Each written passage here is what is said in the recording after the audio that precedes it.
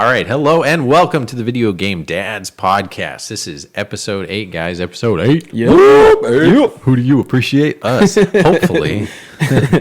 All right, guys. Yeah, big episode. Yeah, man. Episode 8. All right. I can't believe it. So I said earlier when we started this whole thing, like, by the time we get to episode 10, we should kind of know what we're doing. So let's hope that's the case, guys. We're getting there. We're getting there. I know where I'll be. Yeah. All right. The Video Game Dads Book Club. We're 3 guys in the basement talk gaming, fatherhood, and everything in between. We have a trio of hosts. I am Ben. I'm Shane. And I'm Adam. All right. And where can you email us, Adam? You can email us. It's funny that you ask, but you could email us at videogamedads@yahoo.com. All right. And our Facebook? It's facebook.com/videogamedads. Very good. And our Twitters is at Video Game Dads. Well, the generic name, because we're also generic. The generic name, actually, I don't know if I've mentioned it on a podcast, but the generic name is helping. Like, I've had people that I've talked to either on YouTube or something, and they say, "Oh yeah, when I search video," so that's great. That's Anytime I tell somebody about it, it's easy for them to find. Every time they'll pop out their phone real quick, and boom, they're to it. I like it. Yep, it's nice to be basic. That's us. Basic right. name. We're the Savers brand of podcasting. Oh yeah, Savers. Or what's Target's brand? Archer Farms. Farms. Yeah, Archer Farms. Okay. We're the Sam's Choice. It's actually the RC Cola. Actually, RC Cola is a name brand, but whatever. Yeah, I suppose. But I think it's actually the same companies that make all of those different brands for the different, wholesaler warehouse type places. Oh, really? Yeah. Probably so. Do you want a can of purple? Yeah. I want some purple drink. Red drink. That's a great movie no one's seen, by the way. Do you know what is that movie called? SEX Drive. Oh, yeah. Yeah. If you haven't noticed, you can. We're a family-friendly podcast to the point where we spelled out SEX. That's right. The children are all sounding out the word right now. Yeah, but we could. Yeah, that's a great movie. Great movie, isn't it? Yes. Yeah, it's really good, especially the unedited version. Oh yes, yeah, that's where you get the Cyclops. That's right, Cyclops. Yeah. All right, guys. So, what you been up to recently, Mr. Boy. Shane? I had a little bit of a rough morning today. So, my daughter got sick. She woke up about 3 or 4 o'clock in the morning, and she wet the bed. But she's starting to sleep in her own bed. Yeah. So she wet the bed. So I'm up Small price to pay. Yeah. Yeah. So I grab so I'm upstairs already because I'm sleeping with our youngest. Her crib's in with another bed, and so I sleep up there. So she wakes up, and I hear her start to cry. So, of course, the baby starts crying, our littlest one, Lucille, and I pick her up, and I'm going to go make her a bottle, but then I get Lexi, and she needs to go potty still. So I flip on the light in the bathroom because the bathroom's right there, and she starts just hitting the floor with her feet and doing circles because I blind her with the light, and she needs to go pee. Okay. So I'm like, oh, no. So I get her on the potty. She goes potty. So then I take her down to her mom, and she wants to sleep with her mom. She goes to bed. Yeah. She stays home from school, so it's okay. It's thrown off her schedule a little bit because I'm used to schedules. So the morning I wake up, or she wakes up at like 6, and our youngest wakes up at 7. So I'm getting them all ready, and Deacon wakes up, our middle child wakes up. And so 3 kids, you named them all. For our first-time listeners, Shane is our stay-at-home dad. Yeah, he's the ultra dad. Yep. So I get Deacon out of bed. I get him his cereal and his food ready, and put him in his chair and put on TV for him and stuff. And Lucille's still up in her crib.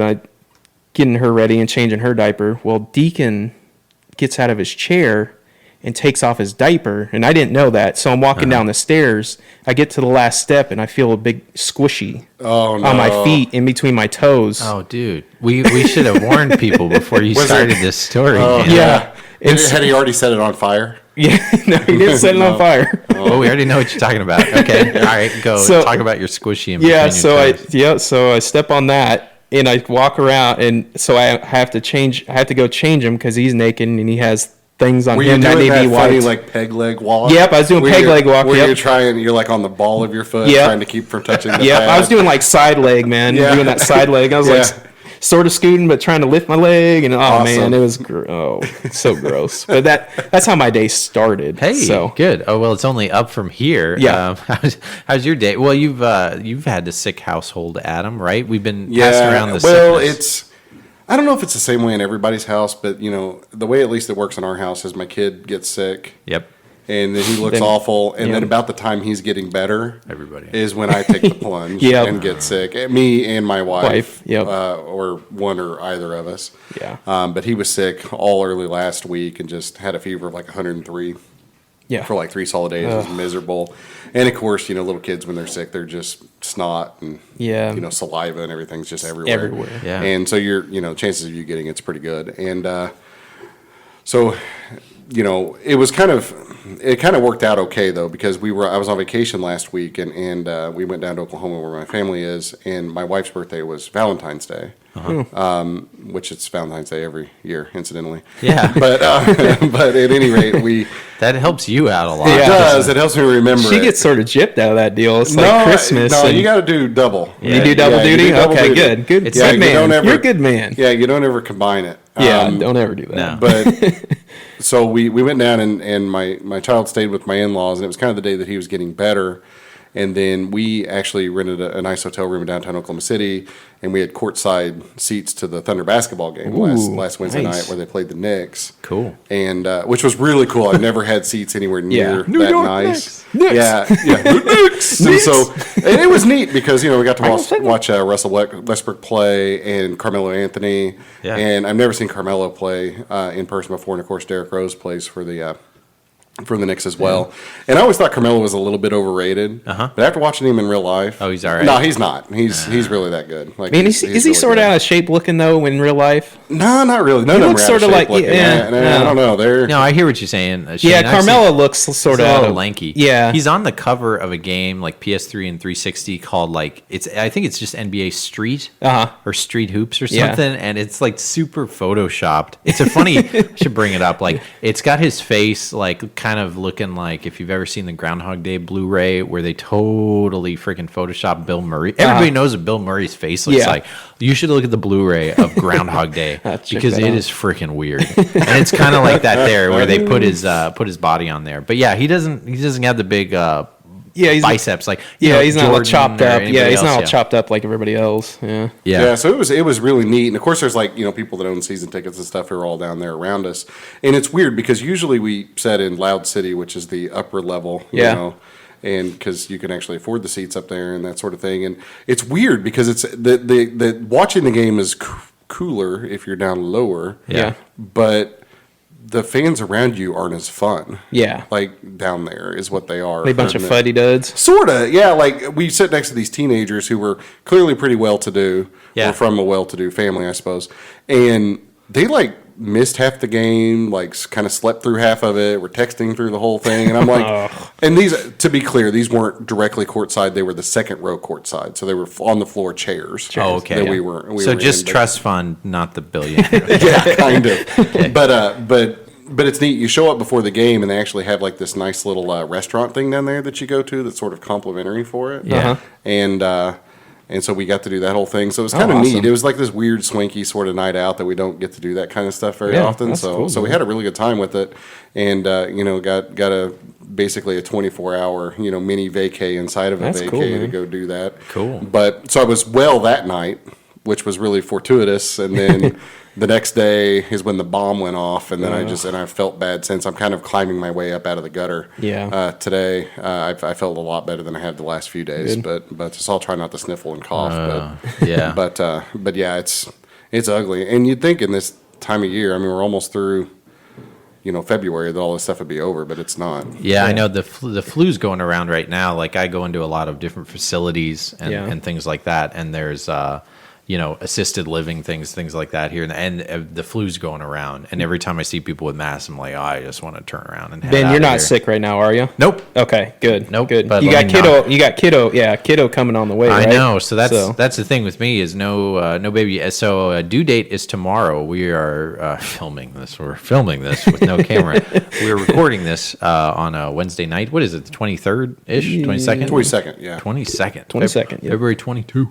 And due date is tomorrow, but don't think anything's happening anytime soon. Last time we went to the thing, so if those who don't have, dilation is the way to go. You want a number greater than 0, and we were at 0 last we checked, but tomorrow we'll check. And I don't know, like I feel like it would be kismet or perfect or whatever if you. My birthday's Tuesday. Yeah.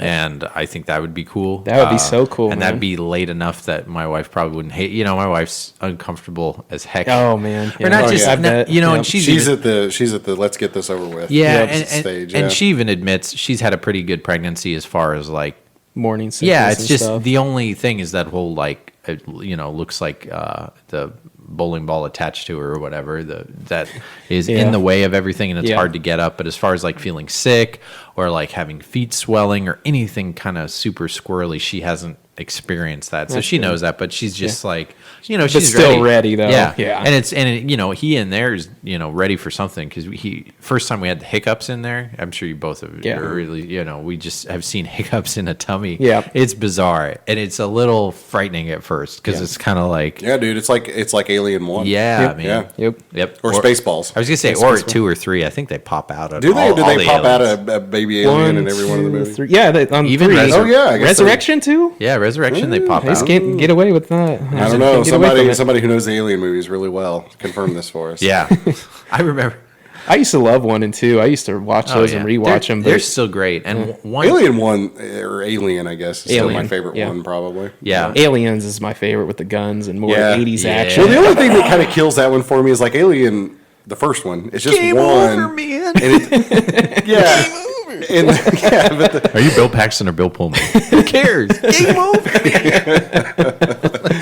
well, the first one is just the one alien, and then like James Cameron comes in number 2, and then he's like, "We're going to kill 8,000 of these bastards." Yeah. Oh, yeah. And they kill so many of them. Two, Oh, yeah. 2 is great, and 1 is great too. I mean, I rarely can you have 2 films distinctively different yet distinctively the same. Same, I mean, yeah. the aura, the style, that goes a lot with like the I don't know, the art of Alien. And the first one is interesting because the screen time the alien gets in the first one. Do you guys know this? Is Oh, it it's like very- almost nothing. It's like a minute. It's less, less than a minute even Yeah. that he's Yeah. actually on screen, and they look cool. I mean, I've seen them in like the Planet Hollywood, so Yeah. it's like the foam replicas. Like while you're eating a dude. hamburger, you're just like feeding little bits. Honestly, yeah, because they're made of Xenomorph. No, what's Yeah. funny is actually Take a little nip of this. actually they're right next to you. So I remember when we went to the Planet Hollywood. This one was in Orlando, the one that's shaped like a big globe, and like. The feet you can touch. So the feet are like kind of foam, and they're all kind of like picked at and stuff. So, man. so actually, you could like eat part You of could them. take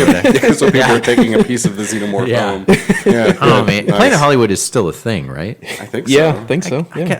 I like that. I'm excited to bring my kid to Planet Hollywood in the future. Yeah, that'd be cool, man. I don't know. Yeah. Yeah. Speaking of your kid finally treated me like Shane this time, because when you didn't come in, he instantly was like, "Hey, man, come here." Yeah, And grabbed my hand. I'm a little worried that he's not scared enough of strangers. I mean, not that you're a stranger, but yeah, he's like Your house is safe, so Well, that's true, I guess. He's like, safe well, zone. Dad let him in. He must be fine. But Yeah. but yeah, most of the time, That's what Deacon does. So, So, yeah, he'll go over he- to doors and start opening them. Yeah, and we're stuff. we're I'm really like, going to have to start hitting the stranger danger stuff with him here right now. Yeah. Do you guys remember? Okay, Blockbuster had this thing where this is pre-internet, where they like take a video of you and you can keep the video, and it has like your height. Okay, so better context is like kids were getting abducted in the 90s or whatever, and Blockbuster had this thing where you can go into any Blockbuster and they would have kind of like a passport screen set up. I vaguely remember this. Yeah, I don't and remember they that had at a all, height. no. They had a height thing in the back, and they would basically take a 2-minute video of you that basically had you talk and like had you like turn around so you know what you look like and what city you're from and your full name. So that way, in case you get abducted, you have a great like file thing they can put on the news, I think. Oh, really? And I like, did not know that. Yeah, so I don't know what happened to the video, or maybe even Blockbuster keeps in their database, and when you need it, they'll get it. Because I kind of don't remember getting a video of that. 'cause There's then probably everybody some went- creepy, I bet. Blockbuster server, Yeah. somewhere full of like weird, Yeah, I bet- Blockbuster kid. I bet that got. audition Yeah, I videos. bet that got shut down. Good touch, bad touch, Panda Bear, or something like that. Yeah, I mean, I Yeah. think I think the whole thing's kind of interesting when you think about it back then, because back then, like I mean, you it know, makes- Coolest thing Blockbuster ever had in it that was kind of like that was the Pokemon Snap kiosk. Yeah. Have you ever yeah. seen that thing? Yeah. Yeah, it's so Thing is awesome. so cool. So you know? cool. man. I mean, I still see him pop up on the internet from time to time. But for those of you that don't know, the Pokemon Snap game for N64, you could. I don't even remember how it worked. The N64 transfer pack, I think. Yep. You took a picture in the game, then you could load it onto your little memory card. Then you took your memory card to this kiosk at Blockbuster, and you plugged it in, and then you could print out your prints You know, sort of like Polaroids at the I think you actually Blockbuster. took the game in because Oh, it was had it a the save. game pack? Yeah, it had a Yeah, game that's pack. right. It's It the has a game game pack. pack. Yep. Yeah. Who has? I think that Casey. We talked about him before. Casey the Game Nerd. I Yeah, think has he one. has Yeah, one. Yeah, he does. He has everything. Yeah, he Yeah. has everything. He's got like 20 kiosks. We could just by default say that. Yeah, if you Yeah. ever check his stuff out. Yeah, he's check got out it. his stuff. He's got an awesome collection. And man. you don't spell the with a THE. You spell it with a DA. Yeah. Yeah. Duh. Yeah, he's cooler than us. Oh man. Yeah, really, if you were a true game nerd, you would be Casey, and you would spell it like the traditional way, which I don't think he does. No. And it would be the game nerd. Yeah, it's you know? KACY Yeah, Yeah. that's He's- right. DA DA nerd. and Game Nerd. Yeah. Yeah. Yeah, YouTube him. He has good videos. He's Yeah. got good videos. Yep. Yeah, great stuff. He was even on that Metal Jesus guy, the guy that's got 1 million times 20 million subs. Yep. Yeah. Yep. But anyway, yeah. So that's kind of what we've been doing, waiting for this kiddo to come out. Nice. Yep. And then who knows? Next time, I don't know. Depending on when you guys are gonna run this podcast, and I will share my pickups, which will include probably an 8.5 pound kiddo. Oh man! But anyway, You thinking big kid or what? I found out that they just guess when Yeah. they're in the Yeah, when it's all bull crap. Yeah, because when they're they're going- always way off. From Yeah, that. they said, we're thinking like 8 and whatever. I've had people tell me that their doc said 9 and the kid comes out 7-1. So I think they're completely guessing. That's the way our kid was. He was guesstimated to be around 10, and he was about 7.5. 7.5. So Yeah. So anyway, all right. Well, I think our first segment that we alluded up to is our video game book club.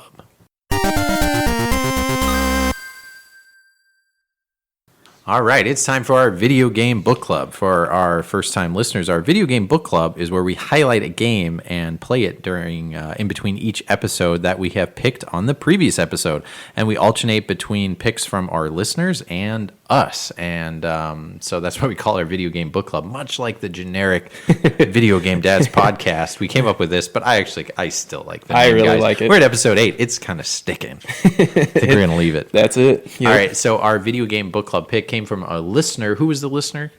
Oh, poo. You have to ask me that. I can't remember the name. Oh, Sorry. okay. That's all right. He knows who he is out there.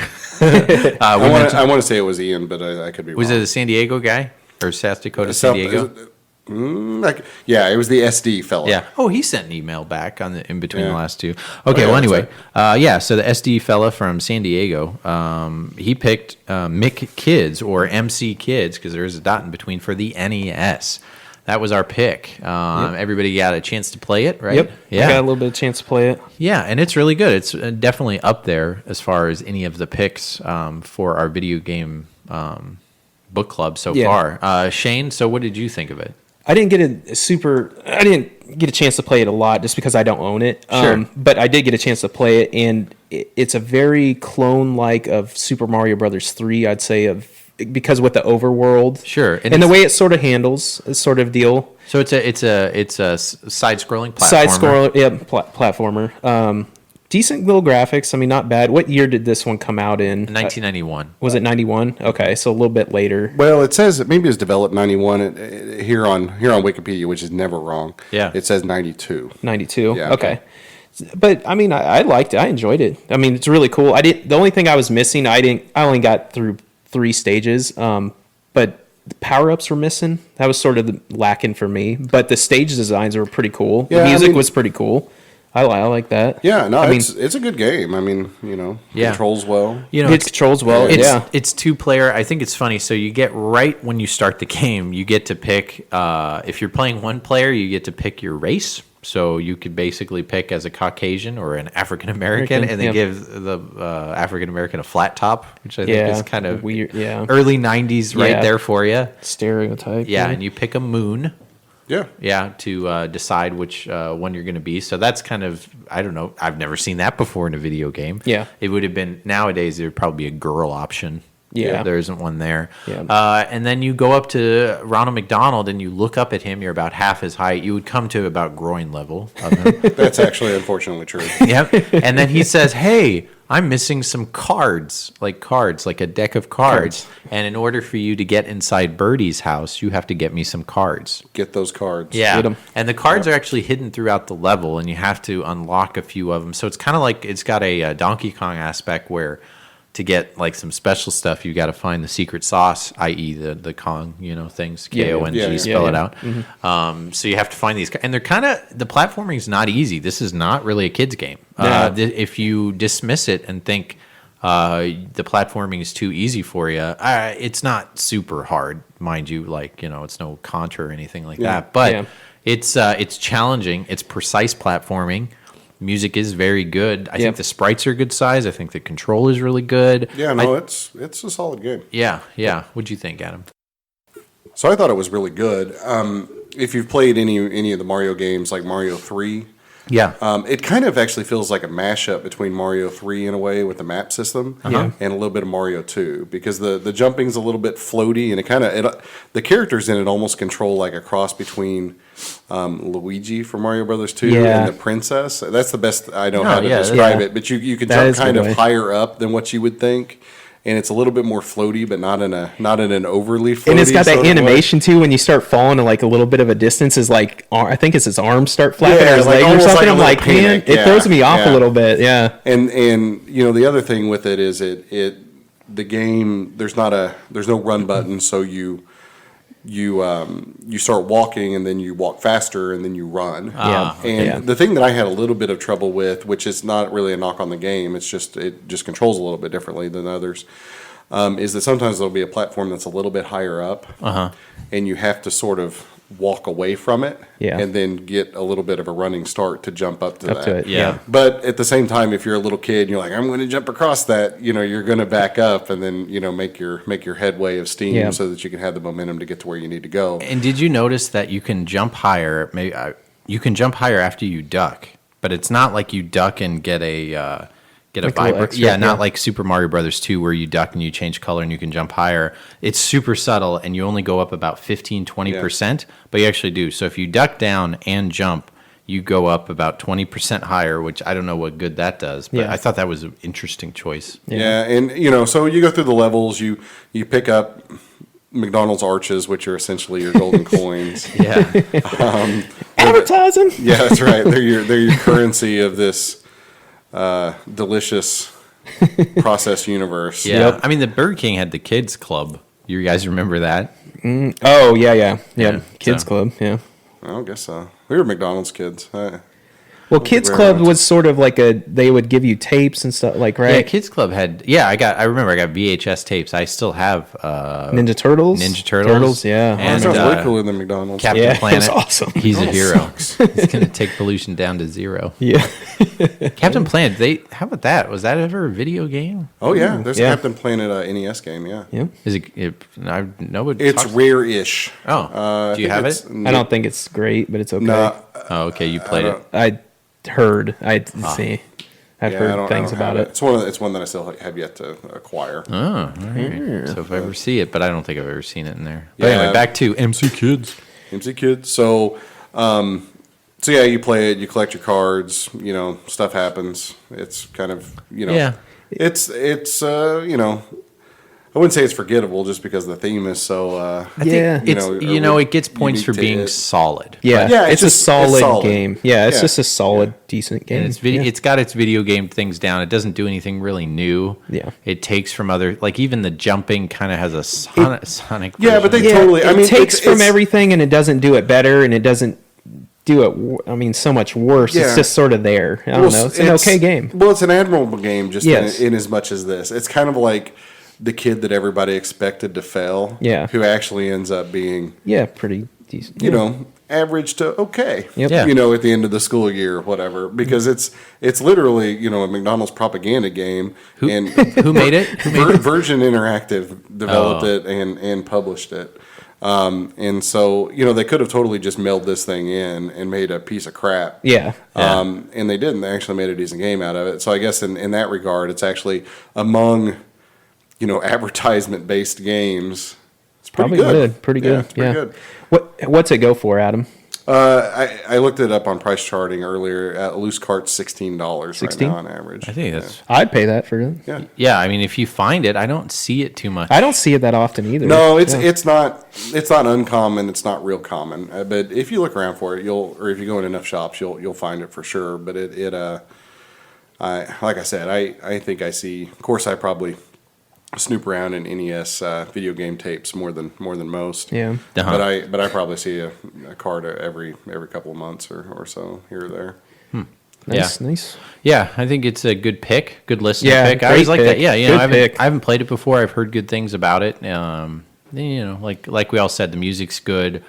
I actually really like the music in it for whatever reason. Yeah. It's just a little hokey. Yeah, hokey too, And yeah. it's not bad. It's for a late NES game, it's just about perfect. Yeah, good. So that was our video game book club pick of the week. So we have a new one coming up, and Yes. this is time for the dad's turn. It's time for Shane's turn. Shane gets to pick, and we are again. The listeners can go and recommend any system. I know we got a Game Boy, we got a Genesis in there. I think even a Nintendo 64, like San Francisco Rush was. Yeah, a pick. I don't really want to say every system. I mean, no FM Towns Marty games. Sure. I don't even know what that means. No. FN Towns. No. How about this? No. Biscuits. What's that? Amiga. Yeah, no Amiga No games Amigas. because none of us owns an Amiga. Yeah, maybe 3DO is a little bit of a stretch, but I bet No, you we all could- have 3DOs, don't we? Oh yeah, I guess got one. Yeah, we Yeah. all have 3DOs. We could do a 3DO game. Yeah. Yeah. Well, and then, but I mean, our listener, like, what are the chances of everybody having a 3DO? You've got YouTube. I've got a working Jaguar CD, so we could even do a Jaguar Yeah. CD game Just if we really throw wanted it at to, us. so. Just throw the kitchen Yeah, sink so at us. just- We'll yeah. get it. We'll Just play it. Yeah, pick something weird. It's fine. Just not too weird. Yeah. You got to spend $800 to play this. Yeah. kind of Yeah. So we went through NES. Now we're at the Sega Genesis, giving some Sega love. You Adam picked Shinobi. I picked Eternal Champions, and also I guess Slash for the Sega CD. And then now it's up to you, Shane. And we don't know this pick, so this is live on air. You're gonna know it as soon as we know it. All Shane, right. what is your pick? I'm getting real excited. I'm going with General Chaos. Oh, Have you guys played that at all? I've heard a lot about it. I don't know what I that actually bought it about 4 or 5 months ago. Yeah, it's And So I it's an don't know what interesting it game. is. Yeah. So it's like an isometric, but you're on a stationary battlefield, sort of like North versus South type of deal. yeah, it's almost like a real-time strategy. Yeah, sort of so situation, you I get to think. pick Yeah. out like your machine gunners. So you get to pick out, I think it's 3 or 4 people, and they mix them up random. So you don't get all machine gunners, but they have machine gunner, they have a bazooka guy, they have grenade guy, and one other. And so you pick them, and then you fight against it's red versus blue. And then you start on different sides of the map. It's not a very big map, but What is it called again? General Chaos. It's an Electronic Arts game. Yeah, I it's EA believe, game. Yeah. So what war is this emulating? Civil War? No, just No, I think it's more like in the vein of like World War I or II. Oh, yeah, okay. I At would least from the artwork. not No? really. No, I just say it's just war in general, like Okay, kinda like Risk or 90s war. something. Yeah, 90. I would say like Yeah. 90s or something. Just Yeah, like it's a good fictional glorification of war for small children. yeah, pretty much. All right, yeah. fair. Is there blood in it? No blood. It's real comic-y style. I mean, it's really solid Interesting. game. So Yeah. you picked this because you used to play. I used to it. play this game as a kid. I used to play the snot out of this game. So interesting thing about this game, I'm almost certain that this is one of those weird Electronic Arts Genesis cartridges. Yeah, it's got the yellow tab Yeah, on the the little side. yellow tab. You know what those are? No, I don't No. know what that is. So Sega, just like Nintendo back in the day, when you had a cartridge-based system, you basically charged publishers or developers to use your hardware. So Yeah. so they would develop a game, but then they would have to go to Sega and say, Sega, we made a game for you. Would you please sell us the cartridges so that we can sell our game? Okay. And that's one of the reasons that stuck with cartridges into the N64 is because that was a big revenue generator. Oh, I see. So EA, who was a big developer, big publisher, was kind of like, hey, screw you, Sega, we're going to make our own cartridges. Yeah. So Trip Hawkins, who also was involved in the 3DO and everything else, Uh-huh. they actually took the Sega Genesis and somewhat questionable moral / legal ground, reverse engineered everything and made their own cartridges. So whenever you see those Genesis cartridges with that little yellow tag on them, Yeah. those are basically pirate cartridges. Oh, but wow. they were made by a big company. Yes. I did not know that. Huh, it's I wondering remember. that. Did you guys, as a kid, always try to pull that yellow Yes. tab. Yeah. I think I thought it everybody- did Half something of it, special if you or find them something. now, yeah, a bunch of those yellow tabs are gone. Oh, really? Yeah. I've never been able to pull one off. They're always on the sports games. I think even, what's the Mutant League Football? I guess that's EA. Yeah, I was thinking about picking that one. Yeah, Which- all the Maddens have it, Maddens, think about all the NBA games, Lives, yeah. Yep. Which, in an aside, there's a Kickstarter for Mutant League Football. You guys hear about this? Yes. And they did not get funded, and then now they're trying to get funded again. Yeah. So supposedly they actually have the game most of the way done, and now they're like, "Hey, we just need a little help for the last part of it." But it's the original guys who did the original Mutant League really? Football. Really? That's a cool game. Yeah, and so Mutant League hockey, Mutant League football. yeah, all those good. are great. Hockey's pretty expensive, but I know if you misspell league, pro tip. Pro tip. Thank you, Shane. If you misspell league, you can find it a little bit cheaper on eBay because sometimes, for whatever reason, Yeah, people somebody messes yeah, up. common misspelled things, even mutant. I don't know why. You can get it for a little less price. I don't know how much it goes for now. I want to say it's like a $50 game. Yeah, easy. I think Okay. it's actually more than that. Oh, Yeah. football.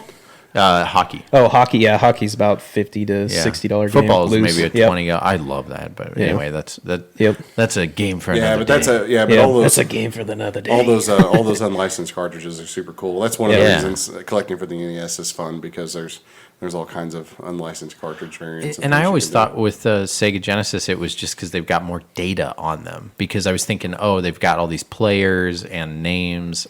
Yeah, it was just like a thought- special little tag. No, yeah, I a little mean, memory somebody or feel free something, to yeah. email me if I'm wrong about that, but that's what I've always read about it is that EA got into a spat with Sega and was like, fine, we're just not buying your cartridges anymore, and they made their own. Yeah. Dang. All right. So our video game book club pick of the episode for our next episode, episode 9, will be General Chaos. General Chaos for the Sega Genesis. And then after that, we'll get a listener pick, and then we're going to move on to something else. Sweet. All right. So kind of time for another segment, a new segment that I just kind of made up. I was going to give a shout out.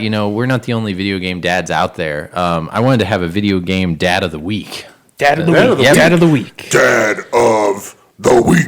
Yeah. I like that. I like it. And we're not going to. That was Adam, by the way. Yeah, that was Adam. Yeah, you can hire him. He can do birthday parties, whatever you like. Monster Jams. Monster Jams. And Sundays. What's funny about this, like the book club, because there's no book we're reading. We're not going to have a dad of the week all the time. I just thought about this. There's a guy on the YouTubes by the name of Bithead1000. Yeah. He is a dad. He is a video game dad. I really like this guy. I've sent you guys his stuff. I've been following him for a while. Another guy, CJR, who's very popular on the YouTube's got a great channel himself and video game dad himself. Yep. Shouted out this guy, and I followed him since. He has about 4,000 subs. Yeah. Which is crazy to me when you go and see what's on YouTube and the kind of people who scream into a mic and do Let's Plays and have like 2 million subs and put on their makeup. This guy is so highly entertaining. And fair warning, he is not... Not child friendly. Yeah, not probably child friendly. not which child is great friendly. because it's the great yin to the yang of us since Yeah. we don't cuss here ever. Yeah, we don't swear. It's Sunday every day at the Video Game Dads podcast. And he does really cool. He does the pickups and he does like some like art stuff. He's like, very self-loathing, which I think is what Yeah, makes him he's very different. Yeah, It's very cool. It's just he's so highly entertaining, and the fact that if anybody can sub him and just say, hey, the video game that brought us here, it's youtube.com/bithead1000 BITHEAD 1000. He is a tall, kind of athletic, blonde-haired New York guy with this accent, a real Long Island accent. I showed my buddy this guy who's in New York. He's like, oh yeah, this guy's from Long Island. His videos are super low-tech. He's so got this old dad get off my lawn persona. Yep. He does pickup videos where he wears these big, goofy glasses. I'm cracking up. He wears those big goofy glasses that have the. He doesn't do it, I think, much anymore. But like he just looks ridiculous. But he does it for the sake of like making these awesome videos. He has this video of his kind of highlights, which I think it's like the Bithead extravagant. We'll link to it. Yeah. But he kind of has a montage of him saying, "This is the greatest video game show in the history of it, and anybody who doesn't like me can go blah, like he just Yep. cusses like crazy, but he loves entertaining. he doesn't like Yes. new stuff like us. We're about 50% retro. We still play the new games. He very much adamantly says new games are terrible and they Yeah. suck. And he'll start out his vids with a story of him in a car, just freewheeling, talking about he's a great storyteller. Yeah. I'd love to have this guy I as a wish grandpa yeah, in the future yeah. or something like that. I wish I could tell and stories. and the like New that. York garage sales, how like the East Coast, how people just kind of walk up and talk to each other like they already know each other is really entertaining. Yeah. He has some pickup videos where he's showing his pickups in the middle of a hurricane, and he's like opening these things. He destroys sports titles in really interesting ways too. If you see his like Bidhead montage extravaganza, he'll like run out. He hates sports titles. He's kind of a man's man where he makes. He never lets on to what he does, but I think he's some sort of like machinist. Yeah. Some sort of architecture. Yeah, Yeah, something he's- like that. Because he will make these apparatuses just to destroy sports games, Yeah. which, again, I'm not a fan of destroying any kind of video games at all. But, it's still, he makes it super entertaining to watch. Yeah. He's driving his little, like, 1994 Saturn around, Yeah. like, driving over games and stuff. But, boy, I really, anybody who thinks that any of this sounds interesting, he gives our thumbs up. But Yeah. fair warning, not any videos you Yeah. can watch with your kids Kids around. or anything. And he Yep. does have a recent video of him not a fan of the Nintendo Switch. He did it like way after some other people did, and he's not a fan of the Switch, which all his points are very valid. But maybe don't let that be the first video you watch of him Yeah. because you're a Nintendo Switch fan. Yeah. I don't like this guy, but really, and he's also actually a really good artist. Yes, that's what I draws, yeah. noticed. A lot of stuff. He's too. got some Yeah. quick time lapse vids of him, basically almost by memory, just doing really cool Cover art. Some of his favorites, the Turbo Graphics or the PC Engine. So like he really loves old stuff. And what he'll do is he'll fill up, go garage sailing, fill up his wall, and it's kind of cool to see it fill up as he finishes the season, and then sells everything on eBay, and then buys what he really wants, Yeah. which is a lot like what you do, Shane. Like Yeah. you honestly, you That's buy why a lot of yeah. stuff, and out of the three of us, you probably are the best at like just getting the best bang for your buck. Doing that by like, hey, I'm gonna get this big lot and sell. Like he Sell doesn't when I like can, Nintendo yep. 64, and he's Yep. just like, you guys and your Nintendo 64. This is crap games. You guys just like eat this up. And he sold like 30 or 40 games for like $600 or something, which sounds about right for Yeah. Nintendo 64. Yep. And They're jumping. kind of just gets what he wants. So, just click on any of his vids. They're really great. The fact that this guy has less than 4,000 subs It's crazy. for as Yeah. entertaining as he is, I just wanted to pass that on. Yep. He's our video game dad of the week. Dad of the week. All right. All right, so we're going to move along. We took a little break there. Shane got an emergency call, and his daughter unfortunately is pretty ill, so he had to jettison back to the mothership. Yeah, to poor guy. to take care of the things that really matter. So we're going to sit here and do the things that really don't, and keep the podcast rolling. So we apologize for that, but Shane needs to be with his family, and that's where he needs to be. So that's where he's going to be at. Yep. So we'll go ahead and finish out the episode. We're going to move on to talk about some of the things that we've been playing currently. And I suppose I can go first on this one. This last week's been a little bit slow, just in as much as my kid was sick, me being sick, and all the rest of it. Yeah. Prior to that, I was actually playing my 3DS quite a bit, and actually jonesing on some Mario Kart 7 Okay. Yeah. for a bit, because I go through these things where I don't play Mario Kart for I don't know, a year, 6 months, something like that, and I start playing again. I can't stop. Hey man, I can't judge you because I packed a maternity bag or whatever, a hospital bag, right? Mm-hmm. And I put in my Game Boy Advance, and my wife Laura was like, "What are you grabbing that for?" I was like, "Honey, this thing might last a long time. I'm gonna be with you the whole time, but in case you're doing something else or the baby's out of the room or something, like I'll just have my phone or play with that for a little while. Probably won't need it, but I put that in my little maternity bag. So handhelds have a place in this world. No, you got to take that stuff, and I've got I've got a Game Boy Micro, and I take that thing on plane flights, and I mean, it's old, but the thing batteries last forever in it. Yeah, yeah. And it still plays great, so why not? Yeah. But yeah, that's the one I usually take on airplane stuff. Although I took my 3DS with me last time I flew too. Yeah, Shane did too. When we went to Portland, he took the 3DS. Yeah. Yeah, and the XL. I actually like the form factor of the smaller one better, which I've heard that. I mean, at least for traveling, because the XL actually is a pretty big piece of hardware just as far as stuff goes. I mean, it's sort of fabulous size. Yeah, I don't own one, but you graciously let me borrow yours for a month or two or whatever, and all I ended up really playing was all the way through Super Mario Land, 3D Land, 3D Land, and that was really good. Yeah, it's awesome, and I actually replayed through it that was about a month ago. I played all. It's a fairly short game, but it's actually that game does some things in it that I didn't think the 3DS could really do. Yeah.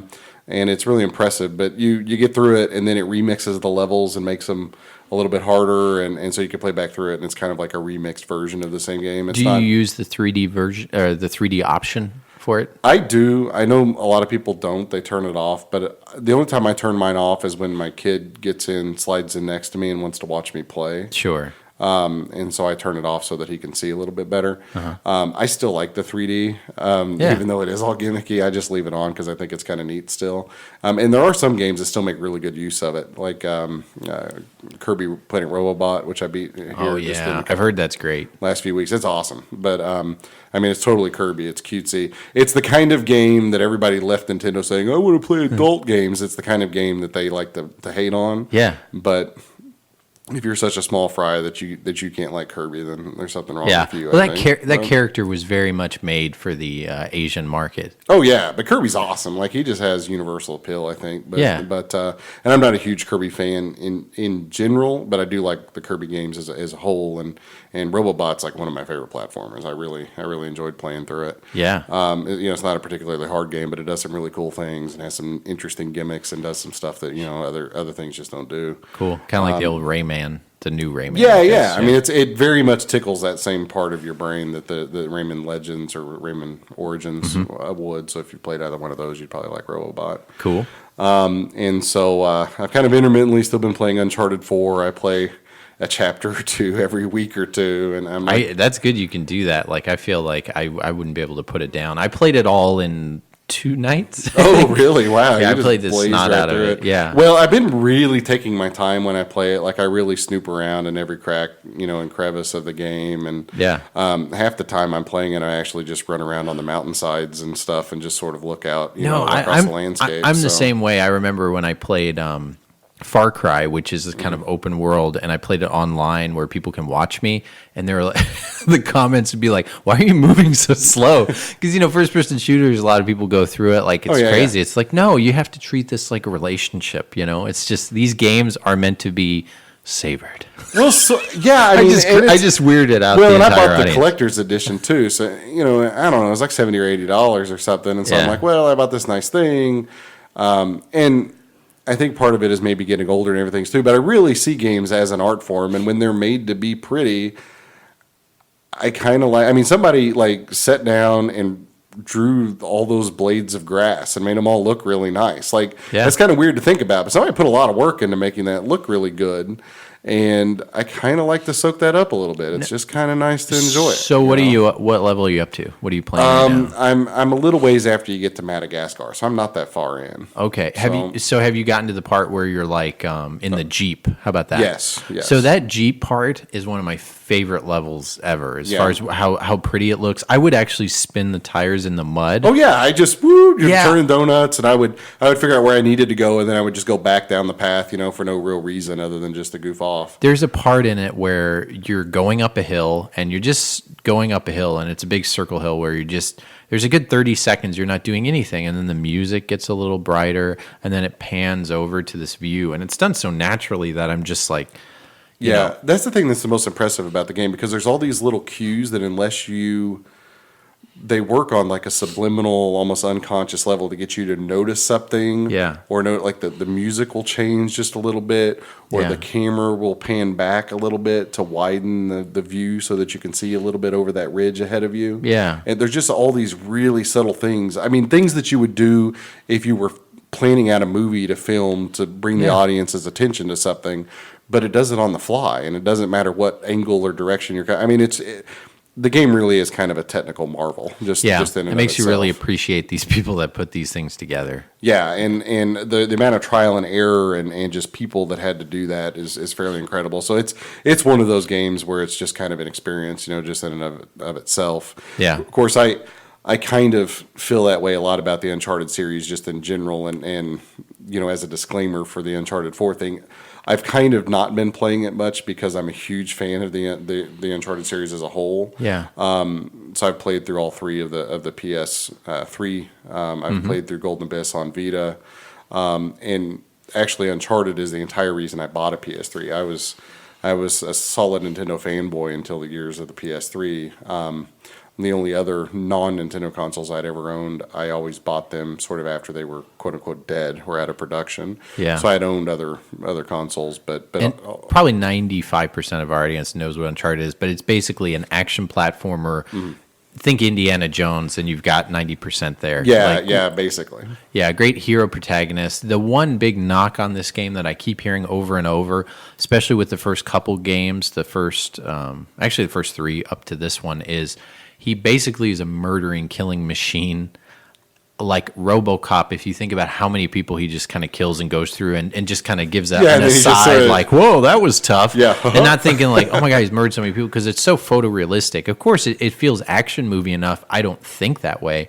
But I've heard a lot of reviewers say, like, they don't like the fact that, like, yes, this game is beautiful, but the amount of, like, people he just annihilates as he goes through this game is akin to, Total Recall and the big body count number people movies. need to stop whining. I know. It's not just grotesque. But it's just like a dumb action movie from the 90s. I mean, I don't know. People need to find better things to gripe I know. about if that's really a problem for them, but if unless you're a whiner, I can't imagine that you wouldn't like those games, because exactly. they're just incredible.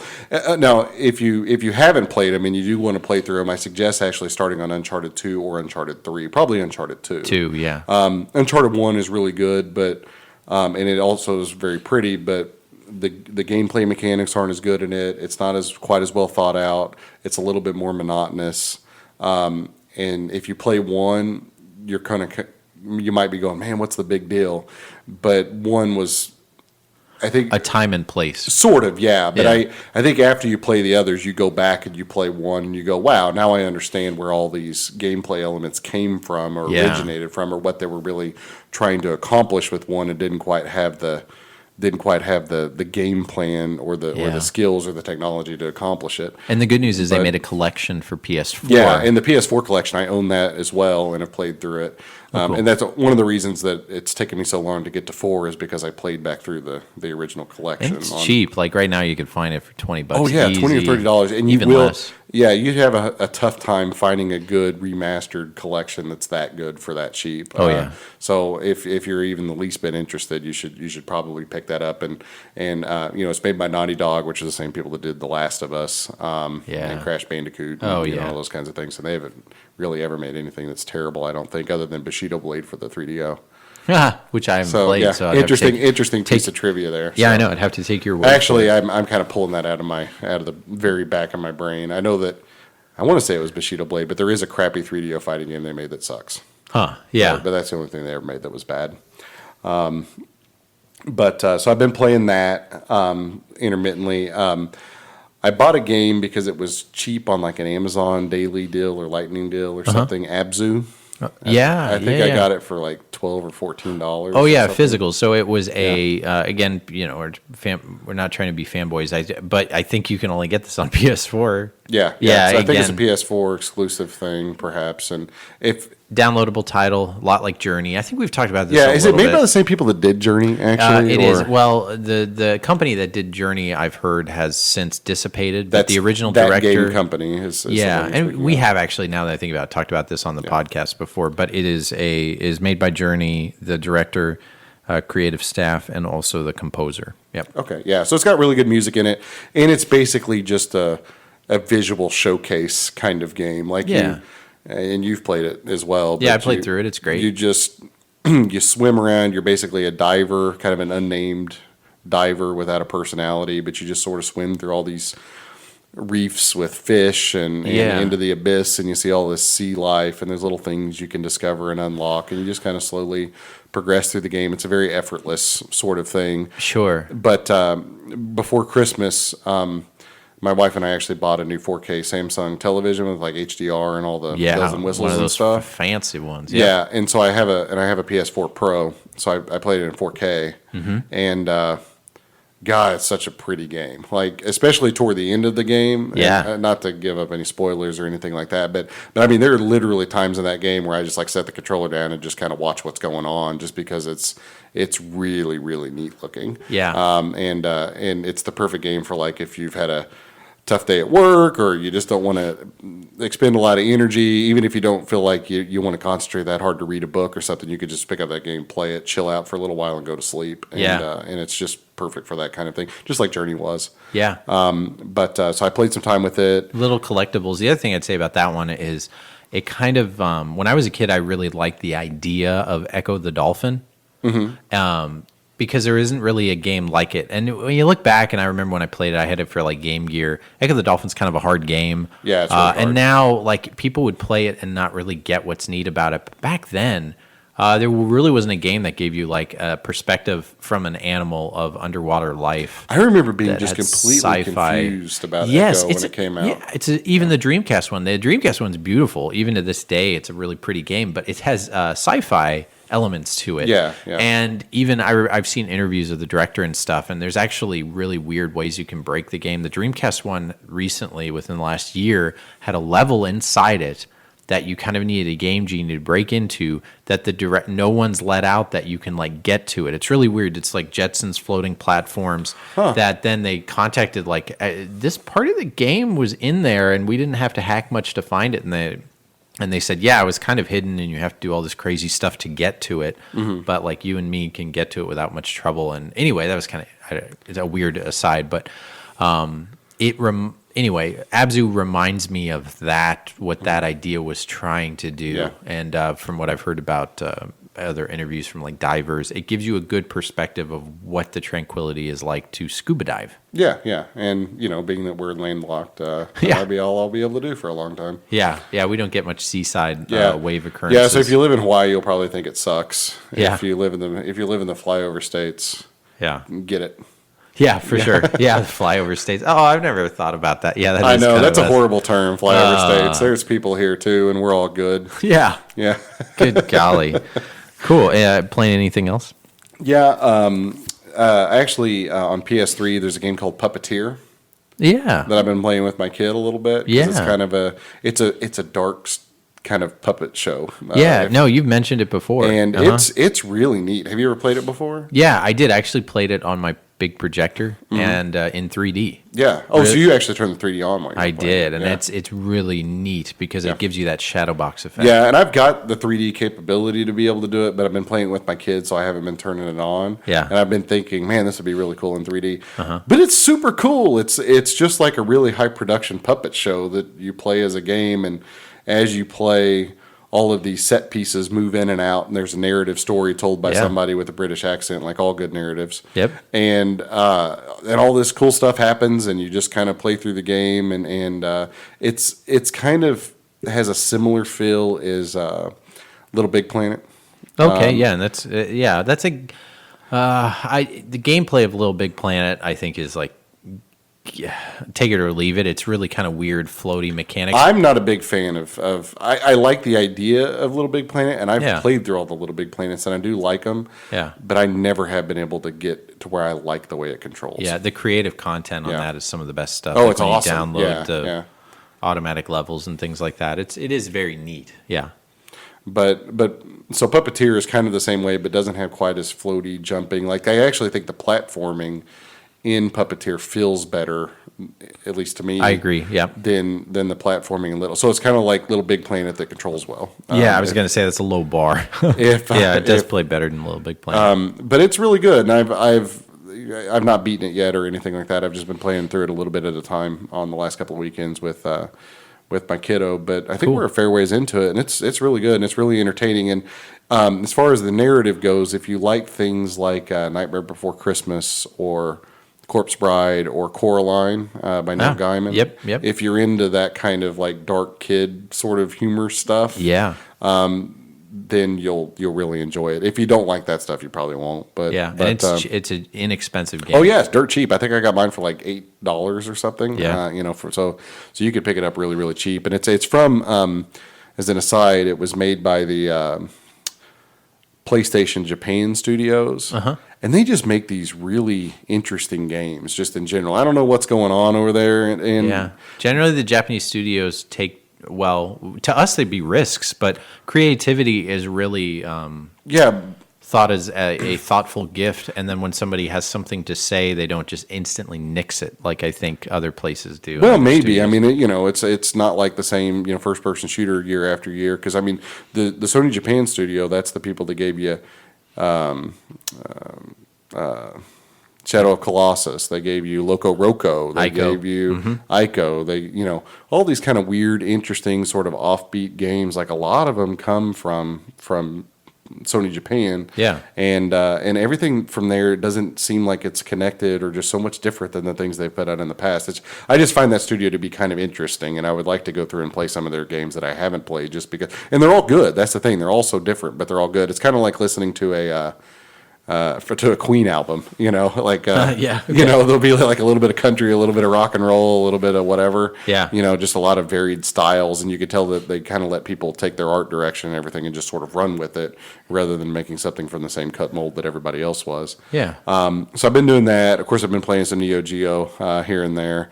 My wife and I have been playing Puzzle Bobble a bit, before bed in the evenings. I don't know that one. So have you ever played Bust a Move? Yes. Yep. So Bust a Move is to English-speaking people as Puzzle Bobble is to Japanese-speaking people. Okay. So it's the same game. Oh, okay. And I'm not sure why they changed the name because it's not like Puzzle Bobble is that foreign-sounding of a name. No. But they changed it to Bust a Move here. And Puzzle Bobble actually makes more sense because the two little dinosaur characters that are in it are the same guys. They're Bub and Bob from Bubble Bobble. Maybe that was why. Yeah, I don't know if they were trying to distance it from them in Yeah. some way, but it's a Taito game. It's just a simple, you line up the colored, bubbles and they pop and Yep. that sort of thing. It's like the most cloned game in the universe. Yeah. So you can't swing a dead cat in the App Store on your iPhone without hitting a Puzzle Bobble clone, even though nobody knows what Puzzle Bobble actually is. Yeah. But been playing it, and that's. As far as what I've been playing, that's mostly it. So, what have you been up to? Cool.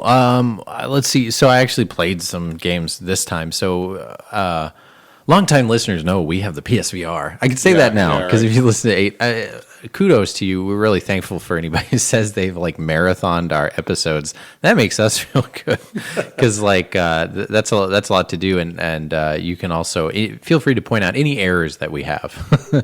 Oh, and by the way, someone said what Zeitgeist was randomly. Oh right? yeah, it's like a feeling or a social context or something like the overall surrounding nature of one's existence or something like that. Yeah. We get deep here on the Video Game Dads podcast. As I light my incense. Yeah. Oh, and yeah, a random. It's not a German ghost like I thought. Perhaps Yeah. on the last episode, I thought maybe perhaps Hitler is a zeitgeist right now, but yeah. no, not the same thing. No, totally not. Doesn't mean that at all. So I ended up getting Battlezone and Eve Valkyrie. I don't know if I mentioned it last time, but I got them for real cheap. And I actually played Battlezone. is really good. It's a tank game. They used to have an arcade of it, wireframe, and that's like a download. It didn't get me sick, so it was good. The way it's set up, it's kind of wave-based, where you're playing kind of like on a big chessboard, where you're kind of moving one by one, and going through either like a capture the flag type mission. I put it on easy, which I'm glad I did because I would think that that's a really hard game to play. Have you played the demo? I haven't played it. No, it's one on the PSVR. I haven't even touched. Yeah, so it's very good. I really liked it. I'm just happy it didn't make me sick. But to be inside the cockpit of that thing and shooting the graphics are kind of blocky, but the control is really good. It's one of those where you aim your head is where you shoot. Oh yeah. And the fact that you have a cockpit around you keeps you from getting motion sick. Somehow, I listened to the developer talk, and why they're having a hard time coming out with games is really they don't want to make you sick. And one of the things they found that makes you sick, if you're in anything that moves, you kind of need the cockpit to have a certain aesthetic to it and a certain depth to it. That's why car games. It's like a frame of reference thing where you can orient yourself. Yeah, and you never know what you never know what your brain does. So far they've found that the car games make you a lot more sick because the cockpit is smaller, so you need a larger cockpit. So that's why maybe the big airplane. And since Shane's not here, but something he played over at my house was Star Wars Battlefront. If you own the disc, you get to download for free a VR level where you can pilot an X-Wing.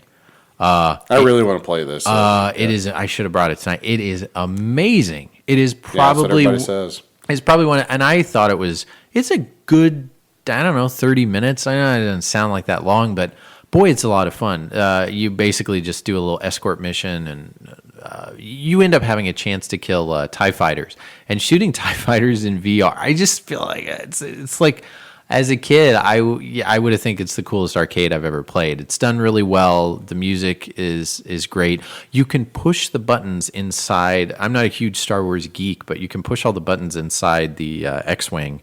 And I think it's pretty photorealistic, true to life. And you can turn around, and you've got the little R2-D2 guy behind you. Oh, really? Yeah, it's just done really, really well.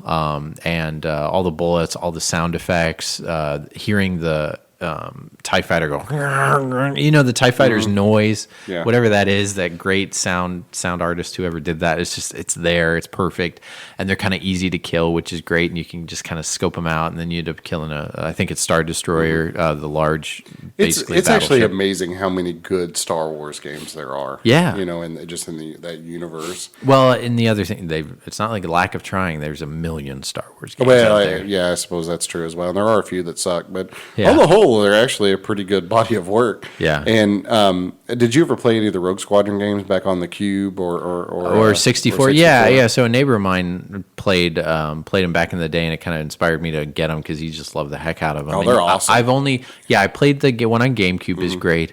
And then I also played the first, I guess there's only one on 64. Yeah. And that's really good too. That takes advantage of the expansion pack. Yep, you got to have the expansion pack. Yeah. It's actually probably the best looking N64 game that there is. But, but it, those games are just super good. Yeah. And even Battlefront, I can't get into Battlefront because I'm not a big capture the flag. I haven't played the game. I actually just got it. I played the demo. I downloaded the demo, and I'm like, God, this looks so pretty, and the production value is through the roof, and it's really awesome.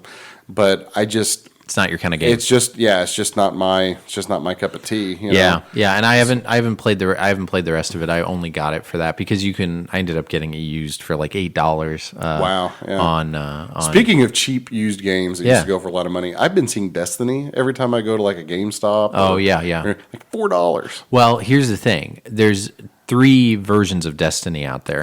So there's this is Destiny, like the original one that doesn't have any of the add-on stuff? Yes. So there's regular Destiny. There's Destiny the Taken King, and then there's a Destiny Complete Edition. You'll want the Complete Edition, which I think went as low as about $30 last Black Friday. From what I have heard, other podcasts, I haven't played this myself. When Destiny first came out, it wasn't as great as everybody thought. I played Destiny when it first came out. Oh, you did? Okay.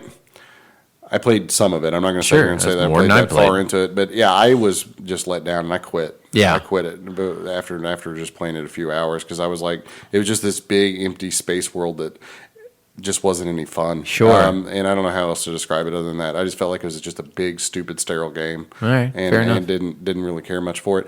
And I'm a big Borderlands fan, and Destiny's thing is, it's kind of like an RPG. You level up, you get new weapons, you do all this kind of stuff, and it's sort of like it was doing the same kind of things that like Borderlands was, except it has no personality and it's not any fun to play. But I hear that they made a ton of improvements, but at this point, the bar of entry is so high that I'm just going to continue to stay away from it. I think. Gotcha. But I know people do love it.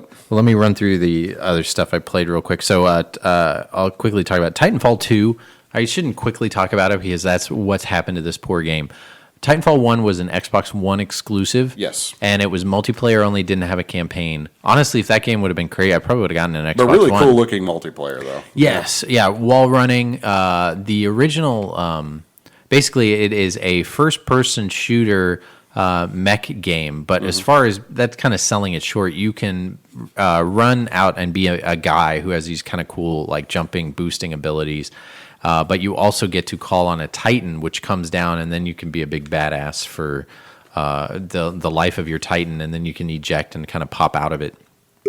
Titanfall 2 was not an exclusive, and it actually had a campaign, and it came and went because there was a lot of other games that came out right at the same time.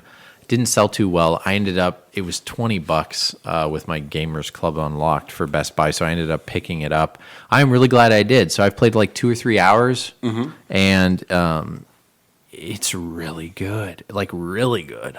Like dang good. Have you played just the first person or multiplayer or both? I've only played campaign. Okay. Okay, so the campaign I heard is worth checking out, and I'm not a multiplayer guy. The teenagers who are good at like swearing and yelling are always going to be better than me at it, and I would only play if I played like with you guys or something like that. Sure. But the campaign starts out with a very interesting story. The sound design is really good. The action is really good. The storyline of how you get your Titan. Basically, you kind of have to. It's kind of like Avatar, where you have to kind of like work your way up to be able to get one of these things, and you just kind of get thrown into a story. Well, you're the only guy left that's able to do this. The tutorial is great. So the tutorial kind of is a virtual tutorial, and It's always good to have a good tutorial rather than the ones that are just like press B to jump. Yeah. Yes, exactly. And the way this throws you into it is you don't realize that the tutorial is all virtual, and then you kind of get pulled out of the virtual thing. Oh, wasn't that fun? And all of a sudden, boom, big war comes out. You don't finish all your training, and you kind of, to start out, you have to like find certain parts. The level design's really good. The shooting's really good. But anyway, so from the couple hours I played from it, Titanfall 2 is a very good game. I also saw, this isn't a game, I saw Lego Movie, the Lego Batman movie with Laura last night. I don't know. It's very good. I like the first one, and the second one has a lot of good jokes. It's a great movie to take your kids to because a lot of the jokes you will get. You know, it's not, well, maybe over their head. Yeah. Yeah, well, and it's not like the Nut Job or whatever, where it's just like constantly like fart jokes and things like that. Like, you know, this one has a lot of funny references to the old movies if you're a Batman fan. Anyway, I really like that. The other thing I did was, and you weren't able to come to this, I had a game night. Yep, I missed it because I'm a loser. No, well, you were working, right? No, I was in Oklahoma. Oh, that's right. That's when you were out of town. Yeah, I had a game night. It was myself, Shane, neighbor friend of mine. It was funny. It's like, you know, we all get older. I think originally, like, you know, 8 guys were going to come, and 6 guys. It ended up being 4 of us, and we did a cool little round robin tournament. So it was Shane, friend Jeremy, myself, and then Norman. Yeah. We ended up playing, like, I had points. I had a whole, like, tournament thing set up where we went and did the, pinball. Did arcades, and we get certain points. We did my little touchscreen poker, and then we played actual game. We ended up with doing a like home run derby. It was just a lot of fun. One thing though we did, and I changed on the fly. I had a VR segment, and I was going to do the shooting gallery part from VR Worlds, but I ended up changing my mind. We picked that Hollow Ball game. Yeah. Which is really fun. What is it called? Blaze Ball. Yes, no, it's not that, but it's something. It's something like that. It's basically like playing like tennis, like Tron tennis or something like that. I actually really like that game. I've got all the trophies on it. Oh, cool. Because I'm so good. Yeah, that's really good. Yeah. I haven't even done that. It's really good, but unfortunately, like we played to see how far we could get till we died. It was like literally 30 minutes per turn. So we spent probably 2 hours playing this thing, but everybody liked it, and like Norm especially, he really, really liked it. And I got all his sweat on me afterward because like that's the one thing is that game is one that you work out the farthest. Now you're never going to wash that headset again. Yeah. No, trust me, I will. Your head's like a paddle, so you actually have to move your head around to hit it. But it was, you know, really neat, really fun. What else have I played? Have I played anything else? I think that's kind of it. Yeah, I guess that's it for me. Oh, I did get Okami for the PS3. That's a recent. Oh, that's a good one. Yeah, so I imported it. The PS3 and PS4 are region free, and I ended up they didn't make a physical copy that you could purchase here in North America. So I got an overseas copy for about $30. Is that European or Asian? The one Asian. I think only Asian region it came out. Europeans didn't get it, unfortunately.